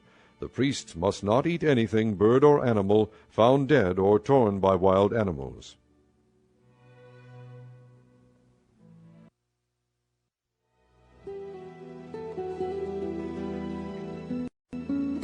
Chapter 45. When you allot the land as an inheritance, you are to present to the Lord a portion of the land as a sacred district, 25,000 cubits long and 20,000 cubits wide. The entire area will be holy. Of this, a section 500 cubits square is to be for the sanctuary, with 50 cubits around it for open land. In the sacred district, measure off a section 25,000 cubits long and 10,000 cubits wide. In it will be the sanctuary, the most holy place. It will be the sacred portion of the land for the priests who minister in the sanctuary and who draw near to minister before the Lord. It will be a place for their houses as well as a holy place for the sanctuary. An area 25,000 cubits long and 10,000 cubits wide will belong to the Levites who serve in the temple as their possession for towns to live in. You are to give the city as its property an area 5,000 cubits wide and 25,000 cubits long, adjoining the sacred portion. It will belong to the whole house of Israel. The prince will have the land bordering each side of the area formed by the sacred district and the property of the city. It will extend westward from the west side and eastward from the east side, running lengthwise from the western to the eastern border parallel to one of the tribal portions. This land will be his possession in Israel, and my princes will no longer oppress my people, but will allow the house of Israel to possess the land according to their tribes. This is what the sovereign Lord says. You have gone far enough, O princes of Israel. Give up your violence and oppression, and do what is just and right. Stop dispossessing my people, declares the sovereign Lord. You are to use accurate scales, an accurate ephah, and an accurate bath. The ephah and the bath are to be the same size, the bath containing 1/10 of a homer, and the ephah 1/10 of a homer. The homer is to be the standard measure for both. The shekel is to consist of 20 gerahs. 20 shekels plus 25 shekels plus 15 shekels equal 1 mina. This is the special gift you are to offer, 1/6 of an ephah from each homer of wheat, and 1/6 of an ephah from each homer of barley. The prescribed portion of oil measured by the bath is 1/10 of a bath from each core, which consists of 10 baths, or 1 homer, for 10 baths are equivalent to a homer. Also 1 sheep is to be taken from every flock of 200 from the well-watered pastures of Israel. These will be used for the grain offerings, burnt offerings, and fellowship offerings, to make atonement for the people, declares the sovereign Lord. All the people of the land will participate in this special gift for the use of the prince in Israel. It will be the duty of the prince to provide the burnt offerings, grain offerings, and drink offerings at the festivals, the new moons, and the Sabbaths, at all the appointed feasts of the house of Israel. He will provide the sin offerings, grain offerings, burnt offerings, and fellowship offerings to make atonement for the house of Israel. This is what the sovereign Lord says. In the first month, on the first day, you are to take a young bull without defect and purify the sanctuary. The priest is to take some of the blood of the sin offering and put it on the doorposts of the temple, on the 4 corners of the upper ledge of the altar, and on the gateposts of the inner court. You are to do the same on the 7th day of the month for anyone who sins unintentionally or through ignorance, so you are to make atonement for the temple. In the 1st month on the 14th day you are to observe the Passover, a feast lasting 7 days, during which you shall eat bread made without yeast. On that day the prince is to provide a bull as a sin offering for himself and for all the people of the land. Every day during the 7 days of the feast he is to provide 7 bulls and 7 rams without defect as a burnt offering to the Lord, and a male goat for a sin offering. He is to provide as a grain offering an ephah for each bull, and an ephah for each ram, along with a hin of oil for each ephah. During the 7 days of the feast, which begins in the 7th month on the 15th day, he is to make the same provision for sin offerings, burnt offerings, grain offerings, and oil. Chapter 46. This is what the Sovereign Lord says. The gate of the inner court facing east is to be shut on the 6 working days, but on the Sabbath day, and on the day of the new moon, it is to be open. The prince is to enter from the outside through the portico of the gateway, and stand by the gatepost. The priests are to sacrifice his burnt offering and his fellowship offerings. He is to worship at the threshold of the gateway, and then go out, but the gate will not be shut until evening. On the Sabbaths and new moons the people of the land are to worship in the presence of the Lord at the entrance to that gateway. The burnt offering the prince brings to the Lord on the Sabbath day is to be 6 male lambs and a ram, all without defect. The grain offering given with the ram is to be an ephah, and the grain offering with the lambs is to be as much as he pleases, along with a hin of oil for each ephah. On the day of the new moon he is to offer a young bull, 6 lambs, and a ram, all without defect. He is to provide as a grain offering 1 ephah with the bull, 1 ephah with the ram, and with the lambs as much as he wants to give, along with a hin of oil with each ephah. When the prince enters, he is to go in through the portico of the gateway, and he is to come out the same way. When the people of the land come before the Lord at the appointed feasts, whoever enters by the north gate to worship is to go out the south gate, and whoever enters by the south gate is to go out the north gate. No one is to return through the gate by which he entered, but each is to go out the opposite gate. The prince is to be among them, going in when they go in, and going out when they go out. At the festivals and the appointed feasts, the grain offering is to be an ephah with a bull, an ephah with a ram, and with the lambs as much as one pleases, along with a hin of oil for each ephah. When the prince provides a free-will offering to the Lord, whether a burnt offering or fellowship offerings, the gate facing east is to be opened for him. He shall offer his burnt offering or his fellowship offerings, as he does on the Sabbath day. Then he shall go out, and after he has gone out, the gate will be shut. Every day you are to provide a year-old lamb without defect for a burnt offering to the Lord. Morning by morning you shall provide it. You are also to provide with it morning by morning a grain offering, consisting of 1/6 of an ephah with 1/3 of a hin of oil to moisten the flour. The presenting of this grain offering to the Lord is a lasting ordinance. So the lamb and the grain offering and the oil shall be provided morning by morning for a regular burnt offering. This is what the Sovereign Lord says. If the prince makes a gift from his inheritance to one of his sons, it will also belong to his descendants. It is to be their property by inheritance. If, however, he makes a gift from his inheritance to one of his servants, the servant may keep it until the year of freedom. Then it will revert to the prince. His inheritance belongs to his sons only. It is theirs. The prince must not take any of the inheritance of the people, driving them off their property. He is to give his sons their inheritance out of his own property, so that none of my people will be separated from his property. Then the man brought me through the entrance at the side of the gate to the sacred rooms facing north, which belong to the priests, and showed me a place at the western end. He said to me, "This is the place where the priests will cook the guilt offering and the sin offering, and bake the grain offering, to avoid bringing them into the outer court and consecrating the people." He then brought me to the outer court and led me around to its 4 corners, and I saw in each corner another court. In the 4 corners of the outer court were enclosed courts, 40 cubits long and 30 cubits wide. Each of the courts in the 4 corners was the same size. Around the inside of each of the 4 courts was a ledge of stone, with places for fire built all around under the ledge. He said to me, "These are the kitchens where those who minister at the temple will cook the sacrifices of the people." Chapter 47. The man brought me back to the entrance of the temple, and I saw water coming out from under the threshold of the temple toward the east, for the temple faced east. The water was coming down from under the south side of the temple, south of the altar.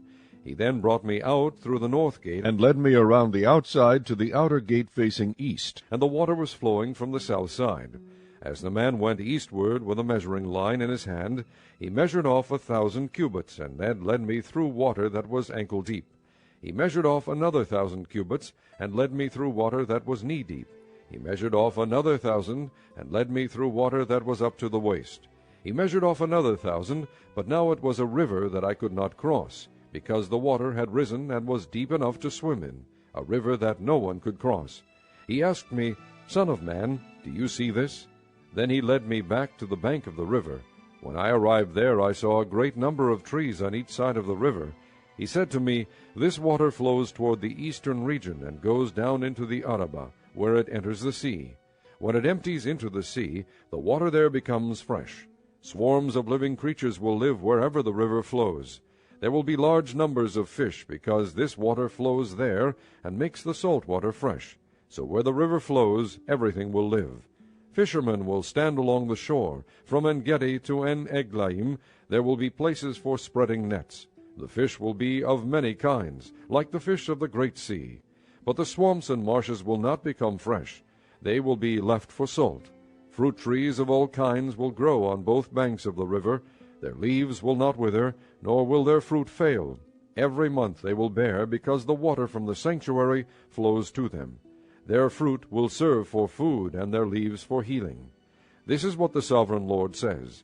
These are the boundaries by which you are to divide the land for an inheritance among the 12 tribes of Israel, with 2 portions for Joseph. You are to divide it equally among them. Because I swore with uplifted hand to give it to your forefathers, this land will become your inheritance. This is to be the boundary of the land. On the north side it will run from the great sea by Hethlon road, past Lebo-Hamath to Zedad, Berotha, and Sibraim, which lies on the border between Damascus and Hamath, as far as Hazer Hatekon, which is on the border of Hauran. The boundary will extend from the sea of Hazar-Enan along the northern border of Damascus, with the border of Hamath to the north.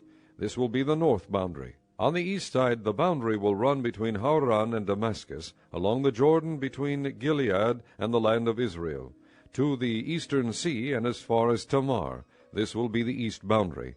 On the south side it will run from Tamar as far as the waters of Meribah Kadesh, then along the Wadi of Egypt to the Great Sea. This will be the south boundary. On the west side, the Great Sea will be the boundary to a point opposite Lebo-Hamath. This will be the west boundary. You are to distribute this land among yourselves according to the tribes of Israel. You are to allot it as an inheritance for yourselves and for the aliens who have settled among you and who have children. You are to consider them as native-born Israelites. Along with you they are to be allotted an inheritance among the tribes of Israel. In whatever tribe the alien settles, there you are to give him his inheritance, declares the Sovereign Lord. Chapter 48. These are the tribes listed by name. At the northern frontier, Dan will have 1 portion. It will follow the Hethlon road to Lebo-Hamath. Hazar-Enan and the northern border of Damascus next to Hamath will be part of its border from the east side to the west side. Asher will have 1 portion. It will border the territory of Dan from east to west. Naphtali will have 1 portion. It will border the territory of Asher from east to west. Manasseh will have 1 portion. It will border the territory of Naphtali from east to west. Ephraim will have 1 portion. It will border the territory of Manasseh from east to west. Reuben will have 1 portion. It will border the territory of Ephraim from east to west. Judah will have 1 portion. It will border the territory of Reuben from east to west. Bordering the territory of Judah from east to west will be the portion you are to present as a special gift. It will be 25,000 cubits wide, and its length from east to west will equal one of the tribal portions. The sanctuary will be in the center of it. The special portion you are to offer to the Lord will be 25,000 cubits long and 10,000 cubits wide. This will be the sacred portion for the priests. It will be 25,000 cubits long on the north side, 10,000 cubits wide on the west side, 10,000 cubits wide on the east side, and 25,000 cubits long on the south side. In the center of it will be the sanctuary of the Lord. This will be for the consecrated priests, the Zadokites, who were faithful in serving me, and did not go astray as the Levites did when the Israelites went astray. It will be a special gift to them from the sacred portion of the land, a most holy portion, bordering the territory of the Levites. Alongside the territory of the priests, the Levites will have an allotment 25,000 cubits long and 10,000 cubits wide. Its total length will be 25,000 cubits, and its width 10,000 cubits. They must not sell or exchange any of it. This is the best of the land, and must not pass into other hands, because it is holy to the Lord. The remaining area, 5,000 cubits wide and 25,000 cubits long, will be for the common use of the city, for houses and for pasture land. The city will be in the center of it, and will have these measurements: the north side 4,500 cubits, the south side 4,500 cubits, the east side 4,500 cubits, and the west side 4,500 cubits. The pasture land for the city will be 250 cubits on the north, 250 cubits on the south, 250 cubits on the east, and 250 cubits on the west. What remains of the area bordering on the sacred portion and running the length of it will be 10,000 cubits on the east side and 10,000 cubits on the west side. Its produce will supply food for the workers of the city. The workers from the city who farm it will come from all the tribes of Israel. The entire portion will be a square, 25,000 cubits on each side. As a special gift you will set aside the sacred portion along with the property of the city. What remains on both sides of the area formed by the sacred portion and the city property will belong to the prince. It will extend eastward From the 25 cubits of the sacred portion to the eastern border, and westward from the 25,000 cubits to the western border. Both these areas running the length of the tribal portions will belong to the prince, and the sacred portion with the temple sanctuary will be in the center of them. So the property of the Levites and the property of the city will lie in the center of the area that belongs to the prince. The area belonging to the prince will lie between the border of Judah and the border of Benjamin. As for the rest of the tribes, Benjamin will have one portion. It will extend from the east side to the west side. Simeon will have one portion. It will border the territory of Benjamin from east to west. Issachar will have one portion. It will border the territory of Simeon from east to west. Zebulun will have one portion. It will border the territory of Issachar from east to west. Gad will have one portion. It will border the territory of Zebulun from east to west. The southern boundary of Gad will run south from Tamar to the waters of Meribah Kadesh, then along the Wadi of Egypt to the Great Sea. This is the land you are to allot as an inheritance to the tribes of Israel, and these will be their portions, declares the sovereign Lord. These will be the exits of the city, beginning on the north side, which is 4,500 cubits long. The gates of the city will be named after the tribes of Israel. The three gates on the north side will be the gate of Reuben, the gate of Judah, and the gate of Levi. On the east side, which is 4,500 cubits long, will be three gates: the gate of Joseph, the gate of Benjamin, and the gate of Dan. On the south side, which measures 4,500 cubits, will be three gates: the gate of Simeon, the gate of Issachar, and the gate of Zebulun. On the west side, which is 4,500 cubits long, will be three gates: the gate of Gad, the gate of Asher, and the gate of Naphtali. The distance all around will be 18,000 cubits. And the name of the city from that time on will be, "The Lord is there."